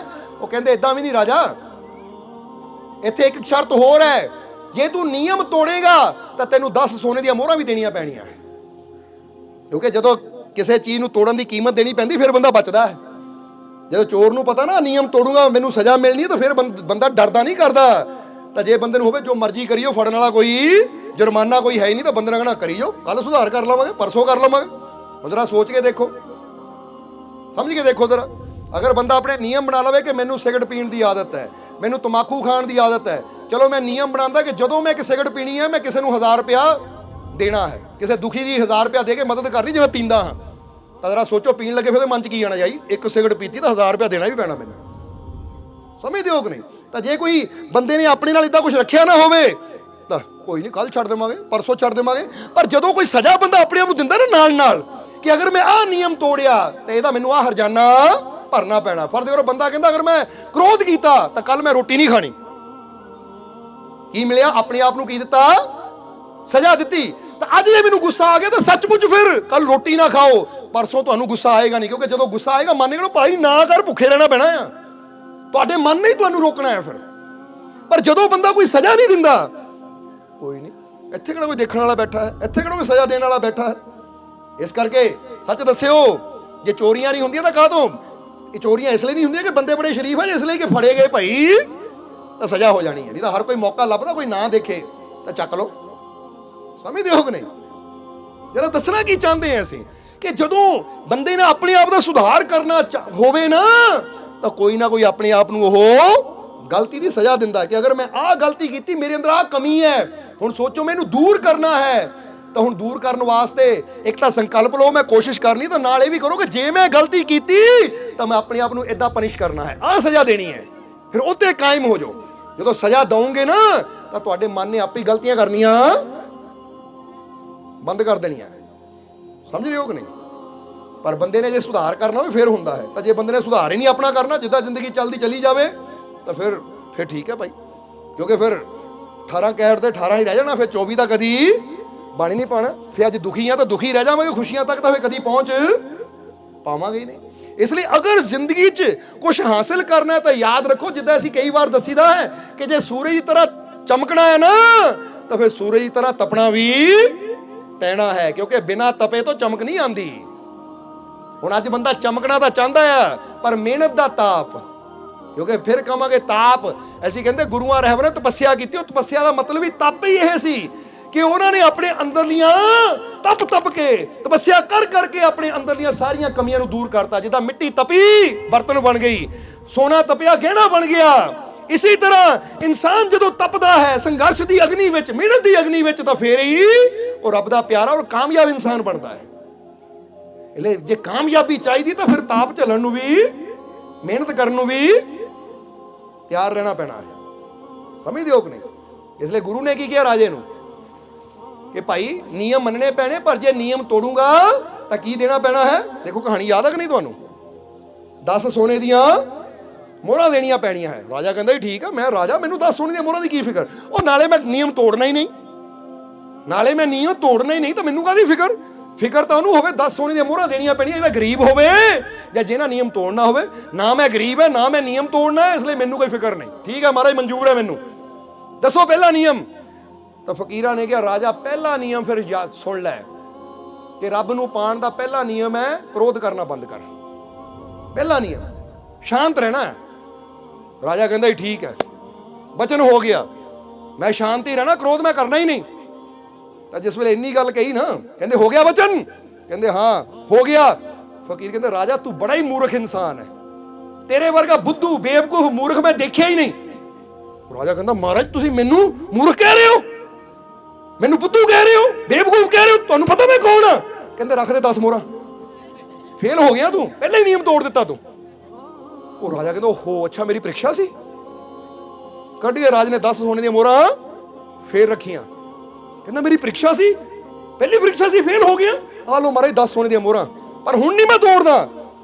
ਉਹ ਕਹਿੰਦੇ ਰਾਜਾ ਵੈਸੇ ਕਿਹਾ ਤਾਂ ਮੈਂ ਸੱਚਾ ਹੀ ਸੀ, ਹੈ ਤਾਂ ਤੂੰ ਬੇਵਕੂਫ ਹੀ, ਹੈ ਤਾਂ ਤੂੰ ਮੂਰਖ ਹੀ, ਤੇਰੇ ਵਰਗਾ ਬੇਅਕਲ ਤਾਂ ਮੈਂ ਦੇਖਿਆ ਨਹੀਂ। ਰਾਜੇ ਨੂੰ ਫਿਰ ਗੁੱਸਾ ਆ ਗਿਆ, ਕਹਿੰਦਾ ਮਹਾਰਾਜ ਤੁਸੀਂ ਫਿਰ ਬੋਲਣ ਲੱਗ ਪਏ। ਕਹਿੰਦੇ ਰੱਖ ਦੇ 10 ਮੋਹਰਾਂ ਹੋਰ, ਹੁਣ 20 ਹੋ ਗਈਆਂ, ਕਿਉਂਕਿ ਨਿਯਮ ਫਿਰ ਤੂੰ ਤੋੜ ਦਿੱਤਾ। ਉਹ ਰਾਜਾ ਕਹਿੰਦਾ ਅੱਛਾ ਇਹ ਵੀ ਇਮਤਿਹਾਨ ਹੀ ਸੀ ਹੈ, ਮੈਂ ਸਮਝ ਹੀ ਨਹੀਂ ਪਾਇਆ। ਹੱਸਦਿਆਂ ਹੋਇਆ ਉਹਨਾਂ ਫਿਰ 10 ਸੋਨੇ ਦੀਆਂ ਮੋਹਰਾਂ ਰੱਖ ਦਿੱਤੀਆਂ। ਜਦੋਂ ਰੱਖੀਆਂ ਫਕੀਰ ਫਿਰ ਬੋਲੇ, ਕਹਿੰਦੇ ਤੂੰ ਤੇਰੇ ਵਰਗਾ ਗਧਾ ਇਨਸਾਨ ਤਾਂ ਦੇਖਿਆ ਹੀ ਕੋਈ ਨਹੀਂ, ਉਹ ਤੂੰ ਸੱਚੀ ਮਹਾ ਬੇਵਕੂਫ ਹੈ, ਤੂੰ ਤੇਰੇ ਵਰਗਾ ਉੱਲੂ ਬੇਵਕੂਫ ਦੇਖਿਆ ਹੀ ਨਹੀਂ ਕੋਈ। ਆਪਣੀਆਂ ਗਲਤੀਆਂ ਕਰਕੇ ਆ ਦੇਖ ਤੂੰ ਕਿੰਨਾ ਨੁਕਸਾਨ ਕਰ ਰਿਹਾ ਹੈ, ਕਿੰਨਾ ਬੇਵਕੂਫ ਹੈ ਤੂੰ। ਜਦੋਂ ਇੰਨੀ ਗੱਲ ਕਹੀ ਰਾਜ ਨੂੰ ਫਿਰ ਕੀ ਹੋਇਆ, ਫਿਰ ਗੁੱਸਾ ਆ ਗਿਆ। ਫਕੀਰ ਕਹਿੰਦੇ 10 ਰੱਖ ਦੀਆਂ ਸੋਨੇ ਦੀਆਂ ਮੋਹਰਾਂ ਹੋਰ, ਤਾਂ ਦੌੜ ਜਾ, ਦਫਾ ਹੋ ਜਾ ਇੱਥੋਂ। ਜਿਹੜਾ ਕੰਟਰੋਲ ਹੀ ਨਾ ਕਰ ਪਾਵੇ, ਇੱਕ ਗਲਤੀ ਬਾਰ-ਬਾਰ ਕਰੀ ਜਾਵੇ, ਸਮਝ ਹੀ ਨਾ ਪਾਵੇ, ਉਹ ਰੱਬ ਨੂੰ ਪਾਣ ਦੇ ਲਾਇਕ। ਅੱਜ ਮੰਜ਼ਿਲ ਤਾਂ ਅਸੀਂ ਬੜੀ ਪਾਣਾ ਚਾਹੁੰਦੇ ਆ, ਪਰ ਹਿੰਮਤ, ਹੌਸਲਾ, ਸਾਹਸ, ਸਬਰ, ਸ਼ੁਕਰ ਸਾਡੇ ਅੰਦਰ ਤਾਂ ਹੈ ਉਸ ਲਾਇਕ ਅਸੀਂ ਕਿ ਅਸੀਂ ਉਸ ਮੰਜ਼ਿਲ ਨੂੰ ਪਾ ਸਕੀਏ। ਉਹਦੇ ਵਾਸਤੇ ਆਪਣੇ ਨੂੰ ਲਾਇਕ ਕਹਿ ਦਿਓ। ਫਿਰ ਆਵਾਜ਼ ਨਹੀਂ ਆਈ। ਹਰ ਕੋਈ ਚਾਹੁੰਦਾ ਮੈਨੂੰ ਬਿਨਾਂ ਨਲਾਇਕੀ ਤੋਂ ਮਿਲ ਜਾਵੇ ਸਭ ਕੁਝ। ਬੱਚੇ ਵੀ ਚਾਹੁੰਦੇ ਮਿਹਨਤ ਕਰਨੀ ਨਾ ਪਵੇ, ਕੋਈ ਲੈ ਦੇ ਕੇ ਡਿਗਰੀ ਮਿਲ ਜਾਵੇ ਮੈਨੂੰ। ਬੱਚਾ ਫੇਲ ਹੋ ਜਾਵੇ ਨਾ, ਹਾਂਜੀ ਦੱਸੋ ਪਾਸ ਹੋਣ ਦਾ ਸਰਟੀਫਿਕੇਟ, ਕਿੰਨਾ ਖਰਚਾ ਦੇਣਾ ਪਏਗਾ ਮੈਨੂੰ। ਤਾਂ ਹੁਣ ਜ਼ਰਾ ਸੋਚੋ, ਅਗਰ ਇੱਕ ਇਨਸਾਨ ਹੈ ਜਿਹੜਾ ਡਾਕਟਰ ਬਣਨ ਦੇ ਲਾਇਕ ਨਹੀਂ ਹੈ, ਕੋਈ ਰਿਸ਼ਵਤ ਲੈ ਕੇ ਉਹਨੂੰ ਡਾਕਟਰੀ ਦਾ ਲਾਇਸੈਂਸ ਦੇ ਦੇਵੇ, ਉਹ ਹੁਣ ਹਸਪੀਟਲ ਖੋਲ ਕੇ ਕਿਤੇ ਬਹਿ ਜਾਵੇ, ਤਾਂ ਕਿੰਨਿਆਂ ਦੀ ਜਾਨ ਲੈਣੀ ਉਹਨੇ? ਲੈਣੀ ਆ ਕਿ ਨਹੀਂ? ਪਰ ਉਹ ਸਮਝਦੇ ਹੋ ਕਿ ਨਹੀਂ? ਜਿੱਦਾਂ ਇੱਥੇ ਕਹਾਣੀ ਯਾਦ ਆ ਗਈ ਸਾਨੂੰ। ਇੱਕ ਵਾਰ ਇੱਕ ਬੱਚਾ ਨਾ ਮੈਡੀਕਲ ਕਾਲਜ ਵਿੱਚ ਚਲਾ ਗਿਆ ਤਾਂ ਜਿਹੜਾ ਉੱਥੇ ਦਾ ਮੇਨ ਸੀਗਾ ਹੈੱਡ, ਹੁਣ ਉਹ ਬੱਚਾ ਫੇਲ ਹੋ ਗਿਆ ਤਾਂ ਉਹਦੇ ਮਾਂ-ਬਾਪ ਨੇ ਕਿਹਾ ਜੀ ਦੱਸੋ ਕਿੰਨੇ ਲੱਖ ਲੈਣਾ ਹੈ, ਬੱਚੇ ਨੂੰ ਪਾਸ ਕਰ ਦਿਓ ਤਾਂ ਕਿ ਇਹ ਸਰਜਨ ਬਣ ਜਾਵੇ। ਸਰਜਨ ਦਾ ਮਤਲਬ ਹੁੰਦਾ ਜਿਹੜਾ ਆਪਰੇਸ਼ਨ ਕਰਨ ਵਾਲਾ। ਹੁਣ ਲਾਲ ਦਾ ਪੜਦਾ ਪਿਆ ਸੀ ਅੱਖਾਂ ਤੇ, ਇਸ ਕਰਕੇ ਉਹਨਾਂ ਕਿਹਾ ਜੀ ਇੰਨੇ ਲੱਖ ਅਕਾਊਂਟ 'ਚ ਪਾ ਦਿਓ, ਤੁਹਾਡੇ ਬੱਚੇ ਨੂੰ ਪਾਸ ਹੋਣ ਦਾ ਸਰਟੀਫਿਕੇਟ ਮੇਰੇ ਵੱਲੋਂ ਮਿਲ ਜਾਏਗਾ। ਹੁਣ ਉਹ ਸਰਜਨ ਬਣਨ ਦੇ ਲਾਇਕ ਨਹੀਂ ਸੀ, ਨਲਾਇਕ ਸੀ, ਪਰ ਪੈਸਾ ਲੈ ਕੇ ਉਹਨੂੰ ਸਰਟੀਫਿਕੇਟ ਦੇ ਦਿੱਤਾ। ਹੁਣ ਉਹ ਚਲਾ ਗਿਆ ਇੱਕ ਹਸਪੀਟਲ ਦੇ ਅੰਦਰ ਸਰਜਨ ਬਣ ਕੇ, ਜਿਹੜਾ ਕਿ ਸਰਜਰੀ ਕਰਨ ਵਾਲਾ, ਆਪਰੇਸ਼ਨ ਕਰਨ ਵਾਲਾ। ਹੁਣ ਉਸੇ ਹੀ ਜਿਹੜਾ ਕਾਲਜ ਦਾ ਮੇਨ ਬੰਦਾ ਸੀ, ਪ੍ਰਧਾਨ ਸੀ, ਉਹਦੇ ਬੇਟੇ ਦਾ ਹੋ ਗਿਆ ਐਕਸੀਡੈਂਟ, ਔਰ ਉਹਦੇ ਬੇਟੇ ਨੂੰ ਲਿਆਇਆ ਗਿਆ ਉਸੇ ਹੀ ਹਸਪੀਟਲ 'ਚ, ਔਰ ਉਹਦਾ ਆਪਰੇਸ਼ਨ ਕਰਨਾ ਸੀ ਉਸੇ ਡਾਕਟਰ ਨੇ। ਤਾਂ ਜਦੋਂ ਆਪਰੇਸ਼ਨ ਹੋਣ ਲੱਗਾ, ਇਹਨੇ ਬਾਹਰੋਂ ਪੁੱਛਿਆ ਕਿਹੜਾ ਡਾਕਟਰ ਆਪਰੇਸ਼ਨ ਕਰ ਰਿਹਾ, ਉਹ ਕਹਿੰਦੇ ਫਲਾਨਾ ਹੈ। ਤਾਂ ਨਾਲ ਹੀ ਮੱਥੇ ਤੇ ਹੱਥ ਰੱਖ ਕੇ ਬਹਿ ਗਿਆ, ਹਾਏ ਮੇਰਾ ਬੇਟਾ ਗਿਆ, ਕਿਉਂਕਿ ਉਹਦਾ ਇਸ ਲਾਇਕ ਸੀਗਾ ਨਹੀਂ, ਮੈਂ ਰਿਸ਼ਵਤ ਲੈ ਕੇ ਉਹਨੂੰ ਬਣਾਇਆ। ਆਖਰ ਅੱਧੇ ਘੰਟੇ ਬਾਅਦ ਆਇਆ, ਲਾਈਟ ਬੰਦ ਹੋਈ, ਕਹਿੰਦੇ ਅਫਸੋਸ ਹੈ ਜੀ ਤੁਹਾਡਾ ਬੱਚਾ ਨਹੀਂ ਬਚਿਆ। ਉਹ ਕਹਿੰਦੇ ਬਚ ਸਕਦਾ ਸੀ ਅਗਰ ਕਿਸੇ ਲਾਇਕ ਡਾਕਟਰ ਦੇ ਕੋਲ ਜਾਂਦਾ। ਪੈਸਾ ਲੈ ਕੇ ਨਾ ਇਹਨੂੰ ਮੈਂ ਡਾਕਟਰ ਨਹੀਂ ਬਣਾਇਆ, ਆਪਣੇ ਬੱਚੇ ਦੀ ਜਾਨ ਨੂੰ ਮੈਂ ਖਤਰੇ 'ਚ ਪਾਇਆ। ਸੋ ਦੱਸਣਾ ਕੀ ਚਾਹੁੰਦੇ ਆ ਕਿ ਕੁਦਰਤ ਕਹਿੰਦੀ ਨਲਾਇਕ ਦਾ ਸਾਥ ਨਾ ਦਿਓ ਪੈਸਾ ਲੈ ਕੇ, ਰਿਸ਼ਵਤ ਲੈ ਕੇ, ਬਲਕਿ ਲਾਇਕ ਨੂੰ ਉਹਦੀ ਪਦਵੀ ਤੇ ਬਿਠਾਓ, ਕਿਉਂਕਿ ਲਾਇਕ ਬੈਠੇਗਾ ਤਾਂ ਹਜ਼ਾਰਾਂ ਦਾ ਭਲਾ ਕਰੇਗਾ, ਨਲਾਇਕ ਬੈਠੇਗਾ ਤਾਂ ਹਜ਼ਾਰਾਂ ਦੀ ਜਾਨ ਲਏਗਾ। ਸਮਝਦੇ ਹੋ ਕਿ ਨਹੀਂ? ਇਸ ਲਈ ਸਮਝਣਾ ਪੈਂਦਾ ਹੈ ਥੋੜਾ ਜ਼ਿੰਦਗੀ ਨੂੰ ਕਿ ਹਰ ਚੀਜ਼ ਸਾਨੂੰ ਮਿਲ ਸਕਦੀ ਹੈ, ਆਪਣੇ ਆਪ ਨੂੰ ਉਸਦੇ ਕੀ ਕਰਨਾ ਪੈਂਦਾ ਹੈ, ਲਾਇਕ ਬਣਾਉਣਾ ਪੈਂਦਾ ਹੈ। ਰੱਬ ਨੂੰ ਪਾਣਾ ਹੈ, ਪ੍ਰਭੂ ਨੂੰ ਪਾਣਾ ਹੈ, ਮੰਜ਼ਿਲ ਨੂੰ ਪਾਣਾ ਹੈ, ਖੁਸ਼ੀਆਂ ਪਾਣੀਆਂ, ਕਾਮਯਾਬੀ ਪਾਣੀ ਹੈ, ਅਫਸਰ ਬਣਨਾ ਹੈ, ਕਿਸੇ ਟੈਸਟ ਵਿੱਚ ਪਾਸ ਹੋਣਾ ਹੈ, ਤਾਂ ਸਭ ਕੁਝ ਹੁੰਦਾ ਹੈ, ਪਰ ਉਹਦੇ ਵਾਸਤੇ ਮਿਹਨਤ ਕਰਨੀ ਪੈਂਦੀ ਹੈ। ਤਾਂ ਜੇ ਅਸੀਂ ਨਿਯਮ ਤੇ ਚੱਲਣ ਨੂੰ ਤਿਆਰ ਨਹੀਂ, ਮਿਹਨਤ ਕਰਨ ਨੂੰ ਤਿਆਰ ਨਹੀਂ, ਤਾਂ ਫਿਰ ਕਾਮਯਾਬੀ ਕਦੀ ਸਾਨੂੰ ਮਿਲ ਹੀ ਨਹੀਂ ਸਕਦੀ। ਇਸ ਲਈ ਆਓ ਹੁਣ ਟਾਈਮ ਕਾਫੀ ਹੋ ਗਿਆ, ਸਤਸੰਗ ਨੂੰ ਸਮਾਪਤੀ ਵੱਲ ਲੈ ਕੇ ਚੱਲੀਏ। ਜਰਾ ਸਮਝਣਾ ਸਾਰਿਆਂ ਜੀਵਾਂ ਨੇ ਕਿ ਸ਼੍ਰੀ ਗੁਰੂ ਰਵਿਦਾਸ ਜੀ ਕੀ ਕਹਿੰਦੇ ਹੈ ਕਿ ਰਵਿਦਾਸ ਸਿਮਰੋ ਰਾਮ ਕੋ ਹੋਤ ਭਰਮ ਸਭ ਦੂਰ, ਘਟ ਘਟ ਮੇਂ ਬੋ ਰਮ ਰਹਾ ਰੋਮ ਰੋਮ ਭਰਪੂਰ। ਕਹਿੰਦੇ ਉਹ ਘਟ ਘਟ ਵਿੱਚ ਰਮਿਆ ਹੋਇਆ ਹੈ, ਰੋਮ ਰੋਮ ਵਿੱਚ ਉਹ ਭਰਪੂਰ ਬੈਠਾ ਹੈ। ਇਸ ਕਰਕੇ ਜਿੱਥੇ ਉਹ ਹੋਵੇ ਉੱਥੇ ਕੋਈ ਡਰ, ਕੋਈ ਚਿੰਤਾ, ਕੋਈ ਸੋਗ ਰਹਿ ਹੀ ਨਹੀਂ ਸਕਦਾ। ਹੁਣ ਜਰਾ ਆ ਜਾਈਏ ਔਰ ਮੈਨ ਵਾਲੇ ਪਾਰਟ ਨੂੰ ਪੂਰਾ ਕਰੀਏ, ਫਿਰ ਸਤਸੰਗ ਦੀ ਸਮਾਪਤੀ ਕਰੀਏ। ਕਿਉਂਕਿ ਜਿੱਦਾਂ ਦੱਸਿਆ ਕਿ ਜਦੋਂ ਸੀਤਾ ਦਾ ਹਰਨ ਹੋ ਗਿਆ ਤਾਂ ਰਾਮ ਰੋ ਰਹੇ ਹੈ, ਤਾਂ ਲਕਸ਼ਮਣ ਨੇ ਕੀ ਕਿਹਾ ਕਿ ਭਰਾਤਾ ਸ਼੍ਰੀ ਬਹੁਤ ਰੋ ਲਿਆ, ਹੁਣ ਰੋਂਦੇ ਰਵਾਂਗੇ ਤਾਂ ਕਦੀ ਅਸੀਂ ਸੀਤਾ ਮਾਤਾ ਤੱਕ ਪਹੁੰਚ ਨਹੀਂ ਸਕਦੇ, ਹੁਣ ਤਲਾਸ਼ ਕਰਨੀ ਪੈਣੀ ਹੈ। ਸੋ ਜੀਵਨ 'ਚ ਮੁਸ਼ਕਿਲ ਆਵੇ ਤਾਂ ਰੋਵੋ ਨਾ, ਤਲਾਸ਼ ਕਰੋ ਕਿ ਮੁਸ਼ਕਿਲ ਦਾ ਹੱਲ।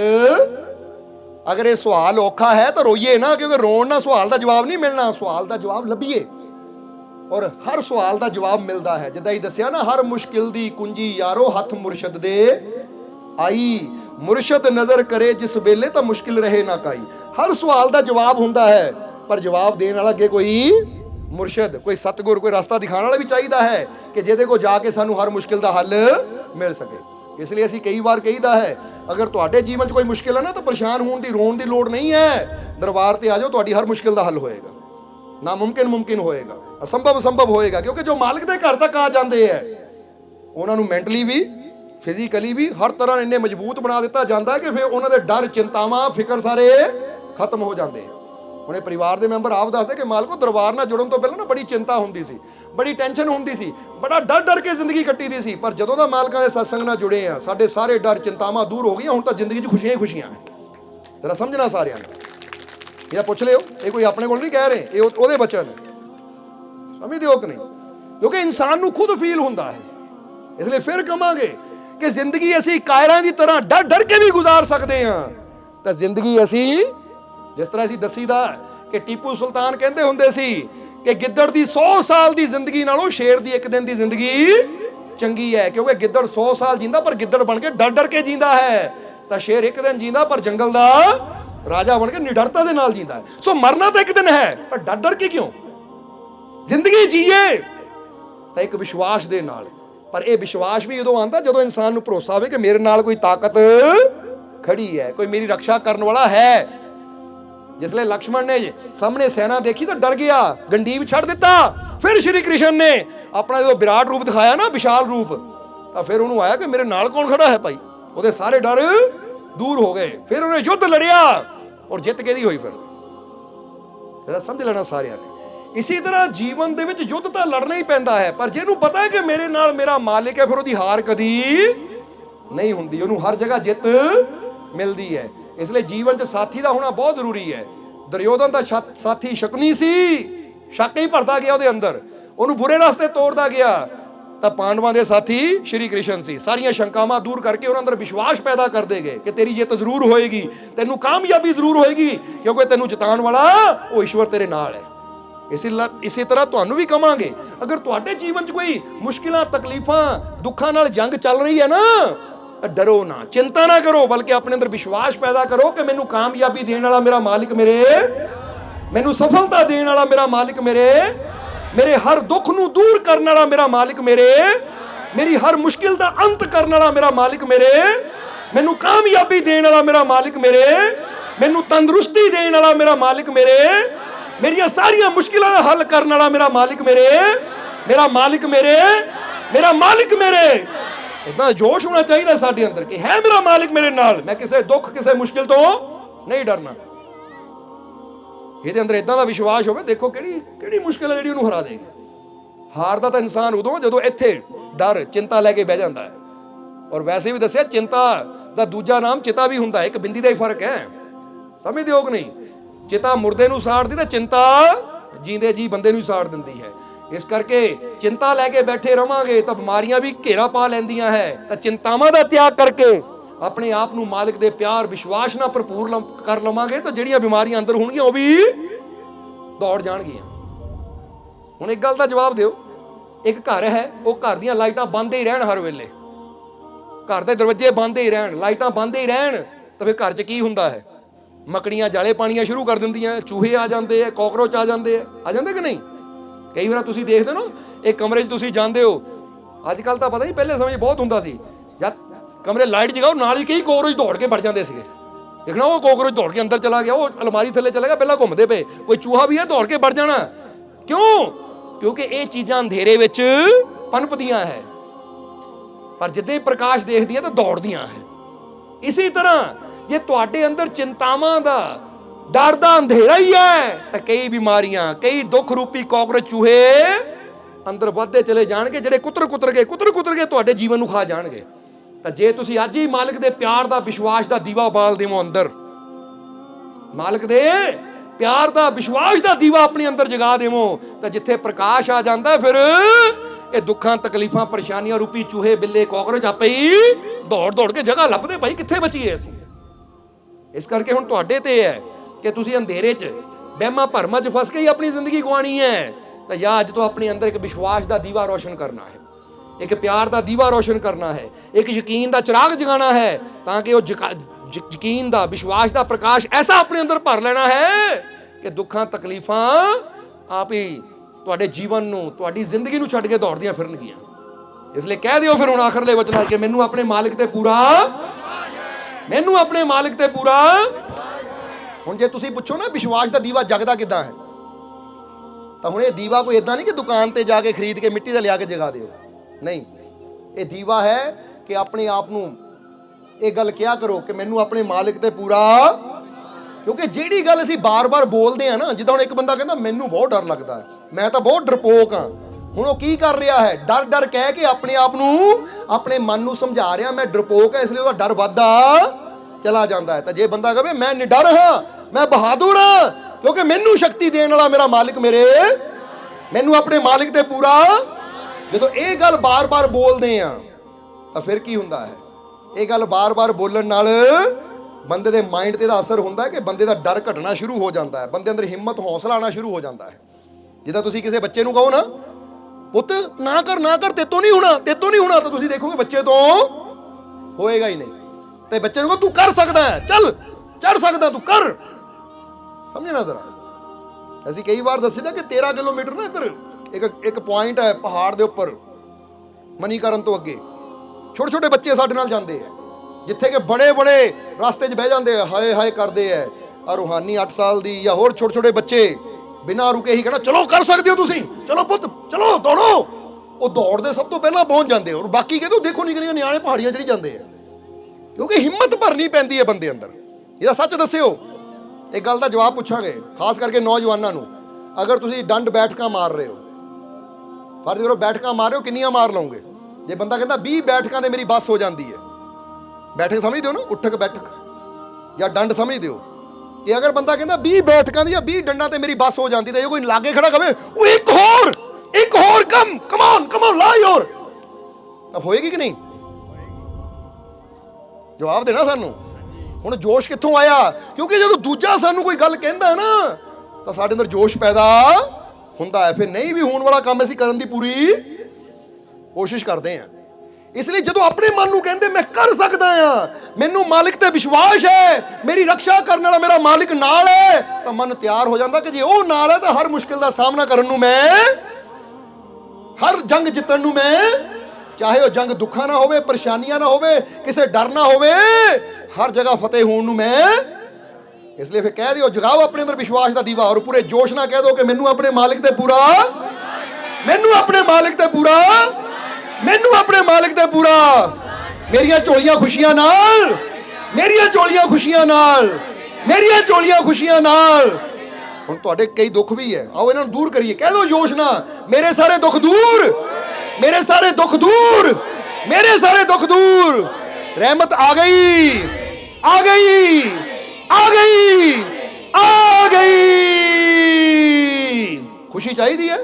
ਇੱਕ ਵਾਰ ਕਹਿ ਦਿਓ ਫਿਰ ਪੂਰੇ ਜੋਸ਼ ਨਾਲ, ਖੁਸ਼ੀ ਆ ਗਈ, ਆ ਗਈ, ਆ ਗਈ, ਆ ਗਈ।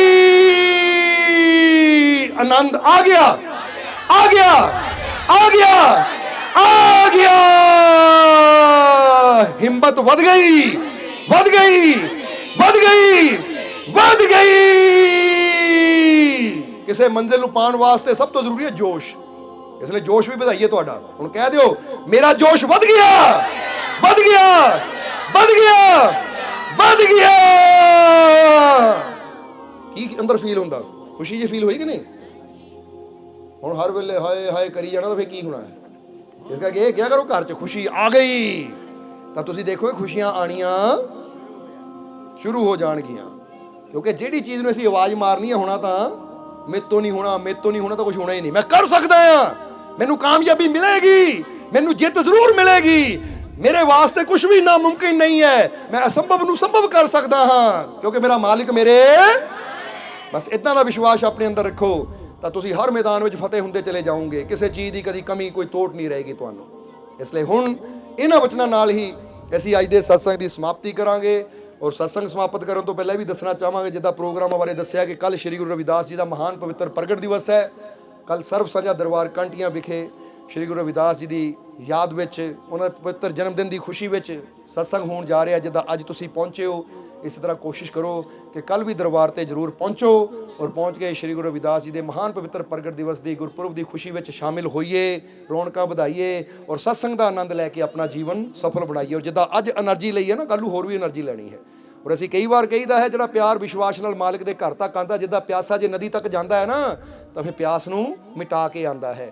ਇਸੇ ਤਰ੍ਹਾਂ ਜਦੋਂ ਇਨਸਾਨ ਮਾਲਿਕ ਦੇ ਘਰ ਤੱਕ ਜਾਂਦਾ ਹੈ, ਤਾਂ ਫਿਰ ਸੱਚੇ ਦਿਲ ਸੇ ਚਲकर जो भी सत संगत में आते हैं, बिन मांगे उन्हें हर सुख मिलता, झोली भरकर आते हैं। ਜੇ ਚਾਹੁੰਦੇ ਹੋ ਆਪਣੀਆਂ ਝੋਲੀਆਂ ਖੁਸ਼ੀਆਂ ਨਾਲ ਭਰਨੀਆਂ, ਤਾਂ ਕੋਈ ਜ਼ਿਆਦਾ ਦੂਰ ਨਹੀਂ ਹੈ, ਕਿਉਂਕਿ 30-35 ਕਿਲੋਮੀਟਰ ਚੱਲ ਕੇ ਜਾਣ ਨਾਲ ਜਾਂ ਥੋੜ੍ਹਾ ਜਿਹਾ ਸਫ਼ਰ ਕਰਨ ਦੇ ਨਾਲ ਅਗਰ ਸਾਨੂੰ ਇੰਨੀ એનર્ਜੀ, ਇਹ ਰਹਿਮਤ ਤੇ ਖੁਸ਼ੀਆਂ ਮਿਲਦੀਆਂ, ਤਾਂ ਫਿਰ ਮੌਕਾ ਸਾਨੂੰ ਗਵਾਉਣਾ ਨਹੀਂ ਚਾਹੀਦਾ। ਵੈਸੇ ਵੀ ਛੁੱਟੀ ਵਾਲਾ ਦਿਨ ਹੈ, ਔਰ ਗੁਰੂਆਂ ਦੀ ਯਾਦ ਵਿੱਚ ਅਸੀਂ ਕੱਲ ਜ਼ਰੂਰ ਪਹੁੰਚੀਏ, ਔਰ ਪਹੁੰਚ ਕੇ ਸਤਸੰਗ ਵਿੱਚ ਸ਼ਾਮਿਲ ਹੋ ਕੇ ਮਾਲਕ ਦੀਆਂ ਰਹਿਮਤਾਂ ਹਾਸਲ ਕਰਕੇ ਆਪਣਾ ਜੀਵਨ ਸਫਲ ਬਣਾਈਏ। ਹੁਣ ਅੰਤ ਵਿੱਚ ਇਹੀ ਉਸ ਮਾਲਕ ਦੇ ਚਰਨਾਂ 'ਚ ਅਰਦਾਸ ਬੇਨਤੀ ਕਰਾਂਗੇ ਕਿ ਮਾਲਕ ਤੁਹਾਨੂੰ ਸਭ ਨੂੰ ਨਾਮ ਨਾਲ ਜੁੜਨ ਦੀ ਤਾਕਤ ਦੇਣ, ਨਾਮ ਜਪਣ ਦੀ ਤਾਕਤ ਦੇਣ, ਸੇਵਾ ਸਿਮਰਨ ਕਰਨ ਦਾ, ਨੇਕ ਮਾਰਗ ਤੇ ਚੱਲਣ ਦਾ ਮਾਲਕ ਬਲ ਬਖਸ਼ਣ, ਔਰ ਤੁਹਾਡੇ ਸਭ ਦੇ ਜੀਵਨ ਦੀਆਂ ਤਕਲੀਫਾਂ, ਦੁੱਖਾਂ, ਦਰਦਾਂ ਨੂੰ ਮਾਲਕ ਦੂਰ ਕਰਨ, ਤੁਹਾਨੂੰ ਸਭ ਨੂੰ ਖੁਸ਼ੀਆਂ ਨਾਲ ਭਰਪੂਰ ਕਰਨ। ਆਉਣ ਵਾਲਾ ਹਰ ਪਲ ਤੁਹਾਡੇ ਵਾਸਤੇ ਖੁਸ਼ੀਆਂ, ਕਾਮਯਾਬੀ, ਸਫਲਤਾ ਭਰਿਆ ਹੋਵੇ। ਇਹੀ ਸਾਡੀ ਉਸ ਮਾਲਕ ਦੇ ਚਰਨਾਂ 'ਚ ਅਰਦਾਸ ਬੇਨਤੀ ਹੈ। ਔਰ ਹੁਣ ਅੰਤ ਵਿੱਚ ਤੁਹਾਡੇ ਸਭ ਦੇ ਅੰਦਰ ਵਸਦੇ ਉਸ ਮਾलिक ਨੂੰ ਅਸੀਂ प्रणाम करते हैं। साडा प्रणाम। वीडियो अच्छी लगी हो तो कृपया से शेयर जरूर करें। आपके शेयर करने से अगर किसी की जिंदगी में अच्छा बदलाव आता है, पॉजिटिव चेंज आती है, तो ये भी आपकी तरफ से किया गया एक नेक कर्म होगा, एक सेवा होगी। तो वीडियो को शेयर जरूर करें, और वीडियो देखने के लिए सर्व संजय दरबार कांटियां शरीफ यूट्यूब चैनल को सब्सक्राइब करें और फेसबुक पेज को फॉलो करना ना भूलें। जय माता दी।